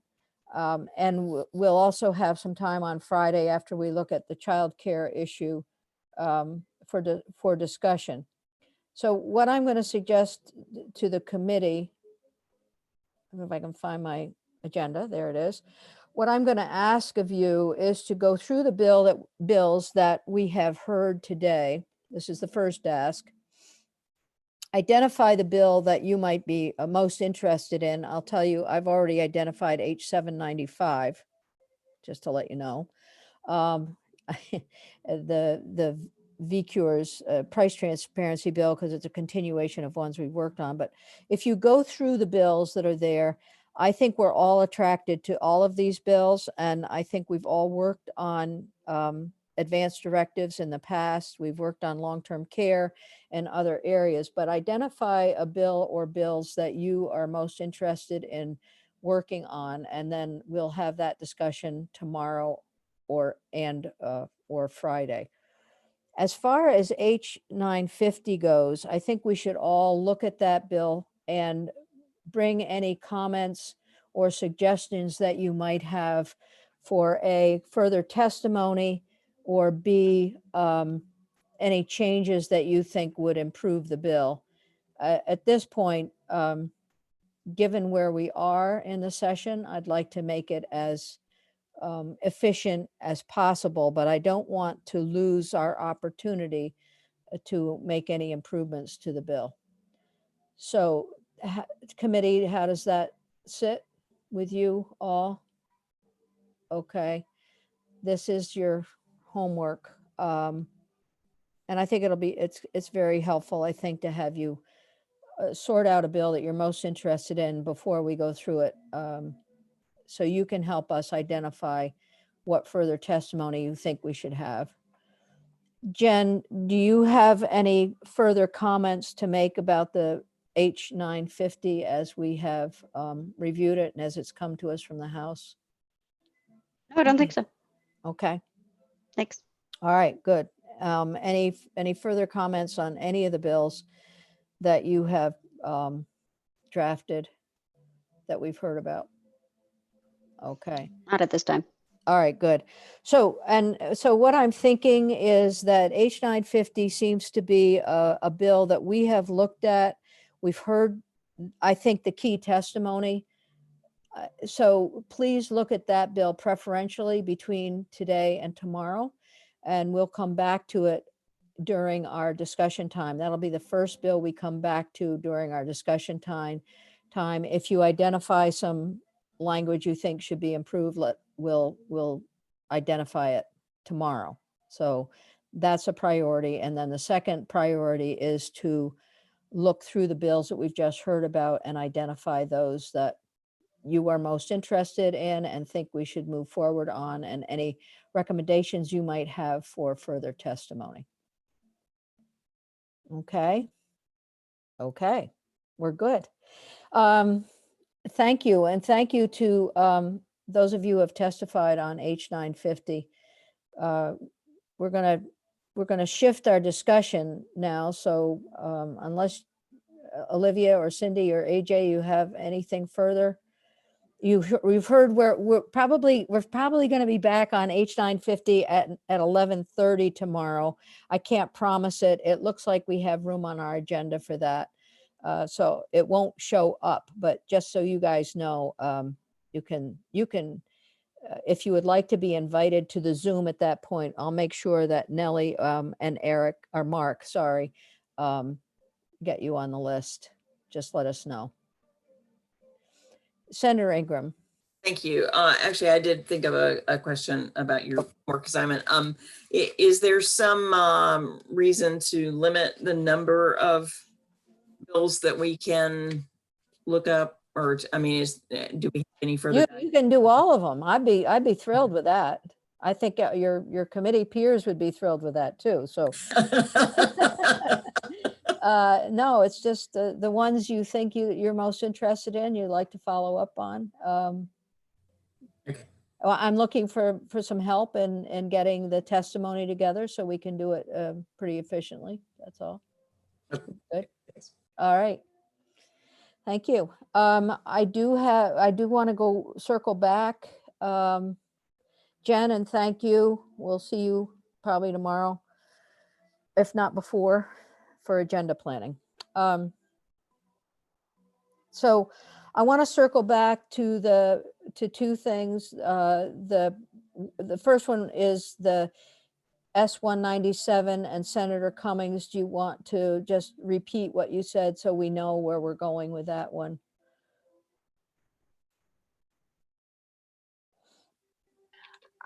Okay. That's the genetic discrimination. Yeah. I got an email literally at 4 o'clock yesterday from a major life insurer, local company, saying that they had sent an email back in February or March saying they had some concerns. I don't remember it, but I can see where life insurance would be different. You know, it's not as community rated. And I know that especially during the AIDS epidemic, I remember doing the floor bill on Stolies. Do you remember Stolies? Sound like it. But people actually bought your insurance policies and and they would buy them for you for $1 million, and then were gambling that, and they paid the premium, but you made them the beneficiary. So there are games that are played. People would buy your insurance company, your insurance policy, and pay it to you or less than its amount, but at a time when you were very sick and needed insurance. So there have been issues around life insurance. It is a financial tool or, an investment. So we can let it go and let the House do it, or I can try and get it in on Thursday, since I just canceled voting out the OPR bill. Oh, yeah, thank you for that one. Sorry. And they are local, so I think I could probably get an underwriter down. So, and I guess so that you would be taking some time in your committee on this on Thursday. Would that give you enough time to have the committee go through the full implications of the bill with other folks who, I'm thinking like the medical folks and others who are. Yeah, at this point, I don't think so. So it would just be because I'm going to have some limited time on Thursday. I could try doing a committee meeting on Friday, but I'm not sure at this point I can get everyone together. So to be next Tuesday. My intention would be only looking at the insurance section.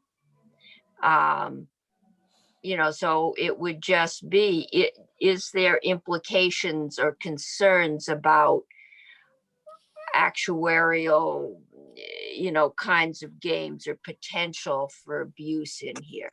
Okay. I can't remember. Could an insurance company make it a requirement or have a question before you got insurance to say, have you had a genetic test? We, years ago, I believe required that insurance companies couldn't require a genetic test. Could they? That would be helpful to know. Could they? I remember that we did something. It was before I was on finance. It was a long time ago, but we did put some limits on it. Yeah. Could they ask an individual that was trying to get insurance, have you had a genetic test? I don't know. And that's the result. I think we asked that question when the association was in the committee. I'm trying to remember. Senator I think we did too, and I can't remember. No, it's been a while ago. I think the bill is, I think we made it explicit that you had to be manifesting a condition before. Right. Yeah. Yeah. I just like to say this, and I'm going to speak about my family. My mother died of breast cancer. My grandmother had breast cancer. Her mother had breast cancer. My sister decided that she would have the genetic test. Right. And I don't want my people like my sister to go, I don't want to take the test because then I can't get life insurance. That's exactly what we're trying to avoid. And, I would say to you, Debbie, no one ever said that to the full Senate in that way. And I think somebody needs to say that to them, that we don't want to discourage genetic tests. Right. We don't want people to game the system on the insurance companies. But then again, I don't want the insurance company taking somebody and putting somebody that's trying to do the right thing for their health in a position where they go no. No. Okay. Yes. Okay. So Senator Cummings, Yeah, are you suggesting that Senator Ingram requests we skip over the bill today? That would be one solution. Originally, yesterday, I thought the bill had left the Senate, so I said, I can't. And then when I find out it didn't, I went back and said, well, you know, I've requested it, but I don't know if I'll prevail. It experienced legislatus interruptus. Yes. We pulled the plug right in the middle of the. of the discussion. I mean, this is pretty late in the game, guys. This bill has been out there for a while. It's been out there a long And time. it's got a ways to go. I mean, it's Yes. not like we're going to vote it out and it's going to the governor. So Right. it can go over to the House at this point. I Okay. just felt I should let you know that there is some concern out there. Okay. That's how So you want me to? yeah. Okay, so we're not going to send it to finance. We're just going to go. ahead. No, I don't think it was going to go to the finance. The No. finance can look at it. We're looking at 220, although that one's a little more drastic.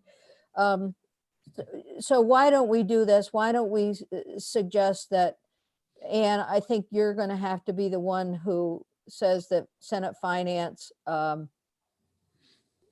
has looked at it and thinks that any concerns might best be addressed as it goes forward, something like that. Well, I can't say Senate Finance has looked at it because we yeah, haven't. Okay, you haven't. Okay, and you're not planning to, so Right. all right. We'll I think and- just say nothing, just go Yeah. forward. just go forward. Okay, that's helpful. And then, so Senator Ingram, Debbie, I think what Senator Westman has said is very provocative, so let's- that's That was the reason that the bill was proposed. yes. It Yes, was the it- doctors who did not want, Yeah. and health insurance is one thing because it's community rated. I Right. don't know, and I found the guy, don't have him back. I'll never have him back. Yeah, the ACL guy, he was very hard to understand. Yeah. He wasn't very clear. ACLI, yeah. Yeah. I well, don't think that because I know I am 99% positive they cannot require you to have a genetic test. If they can't require you, I don't think they can require you to tell them. You had you a know, genetic people test. people don't know that. People don't No. know. You know, it's And the the cancer gene, that genetic thing,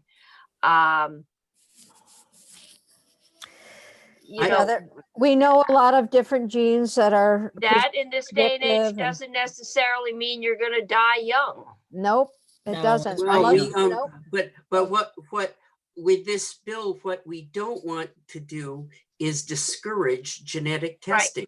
Right. And I Right. think we need to say that on the to Yeah, the full I Senate. think that is the reason for the bill. Yeah. all right, Okay. I will. I will keep my say that. mouth shut on the floor and just go forward, and you might, I can email Tim and tell him we've decided to just let it go forward and say Okay. nothing.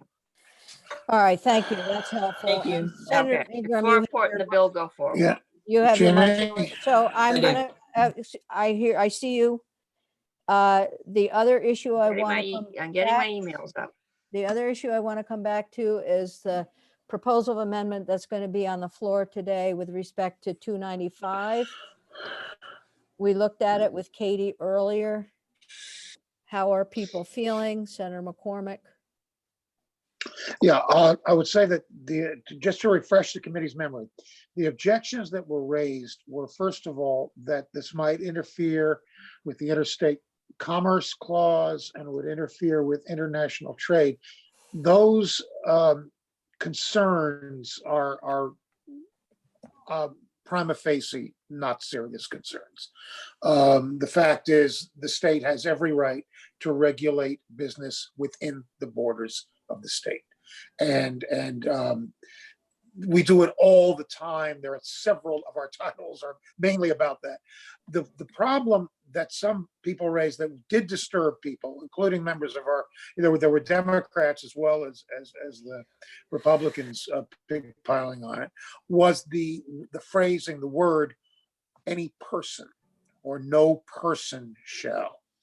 And the concern was, I'm sorry? Okay. I just say that's a legal term. It's yes. Yes. We have Lauren Hurl sent me a list of other statutes that use the term no person. And having to do with phthalates, with BPA restrictions, children's clothes, fire retardants.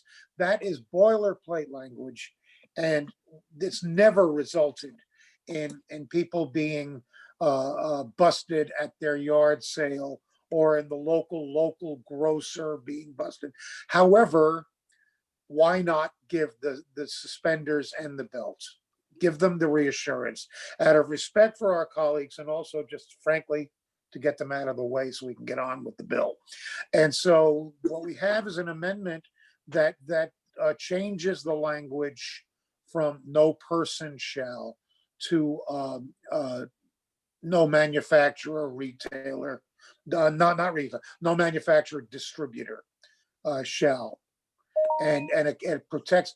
I don't think Benny mentioned it on the floor. I think it was in an email to me, but he specifically mentioned Dick Mazza selling a box of berries. And what if the box has phthalates in it? Would he be vulnerable? So now we make it explicitly clear, no, he would not. And in practice, he wouldn't have been anyway. The other thing is the amendment explicitly says that secondhand, the sale of secondhand items is not covered, so that the yard sale or the within the family or friend to friend, neighbor to neighbor sale would not be covered. So we put it in as Lyons McCormick because we were doing this last night and just wanted to get it going along. So it's not a committee amendment, but I would hope I could say when we bring it up that it has the support of the committee. I was wondering why we dealt with this when we did fire retardant in upholstery. Yes. What did we write there? Yes, we did. That's it. Yes, We we wrote did. what we have in the current bill. Now we're amending that to offset concerns. Yeah, if I sell a secondhand couch at a garage sale, Yes. but the manufacturer I thought was required to Right. label. Well, that's and all that in this current bill, the information. I thought is that still was there. federal law though, because they're not labeling something special for Vermont. I thought China was required to stick a label on it. That may be. I don't. But by the way, speaking of federal law, Randy Brock had raised the issue of why are we treating foam used at airports differently than foam used in a household or at a store, and the answer is actually we don't. The feds, the difference is not in the foams. It's the same foam and it's in similar use. The difference is that the feds regulate the airport fire safety, and therefore we are preempted. And they appear to be. This is not formal testimony, but virtual email from conservation voters, is that the feds appear to be in the process of changing their regulations regarding airports as well. So we do not have an amendment on that. The fact is, I don't think we can improve on the answer I gave on the floor yesterday, which is No, you that it's did. federal. You were fine. And now Yeah. you've got more information that will be helpful. Yeah, yeah. Tim, So look at Dick, because we're getting up on the time frame. I'm going to ask the committee, is there anyone who would not support the proposal amendment that Senator McCormick has put together with Katie? Are we all good with it? Cool. Thank you. Cool. Thank you. And I think this is an important bill to move forward. So Good luck this Yeah. afternoon, and thank you for your work on this, Senator McCormick. Ginny, you may remember before the report, I said guaranteed there'll be some non sequitur questions. That's okay. And Senator Ingram, you're all set on 197? Yes, I will talk about real people and their real problems. Bring us back to why we're writing this law in the first place. Well, we Yes. don't want to discourage genetic testing. That's right. No, That was, it was the doctors. Well, I have to tell you, I resist. I have taught genetics and I got a neat course called genetics, culture, and society. And the person who came to have lunch with me and I was a guest speaker was Elie Wiesel. And that was one of the funnest courses I ever did. But as someone who is deeply involved in this, it's hard not to speak, but I have no reason to speak. You guys are doing such a great job, and I appreciate it. Yeah, we don't have much time, but it might be helpful to find out what the current law is Which current law? About what? on genetic testing. I'm pretty sure you can't. Oh, you mean in I terms know of you testing? can't, yeah, you can't require it. There is current law limiting Right. genetic testing and at least insurance. Well, there's a federal law that covers health insurance and employment. Right. There's a federal law and there's some, sort of, There's state law, because I can remember doing it. yeah, you're right. You're absolutely right. I remember that. I don't remember what it was, but I remember we did So- it. All right, I'll shoot an email to Damien. It was And many Jen. years ago. Reach out to Jen and Damien. So between the two of them, something will pop out. Yeah, All right. probably Damien would know. Yeah, you will. Okay. Okay. All right. Thank you all. So in an hour, I have 2 phone calls between now. There you go. We've got a little Okay. window. I've got 15 minutes. I'm looking forward. to it. This is my second day to be booked past 6 o'clock. Nellie, let's leave the mess. Let's leave the meeting. Mark and Nellie. All right, we're good. Okay. Great, ending the Thank live you. stream. Shortly. Thank you.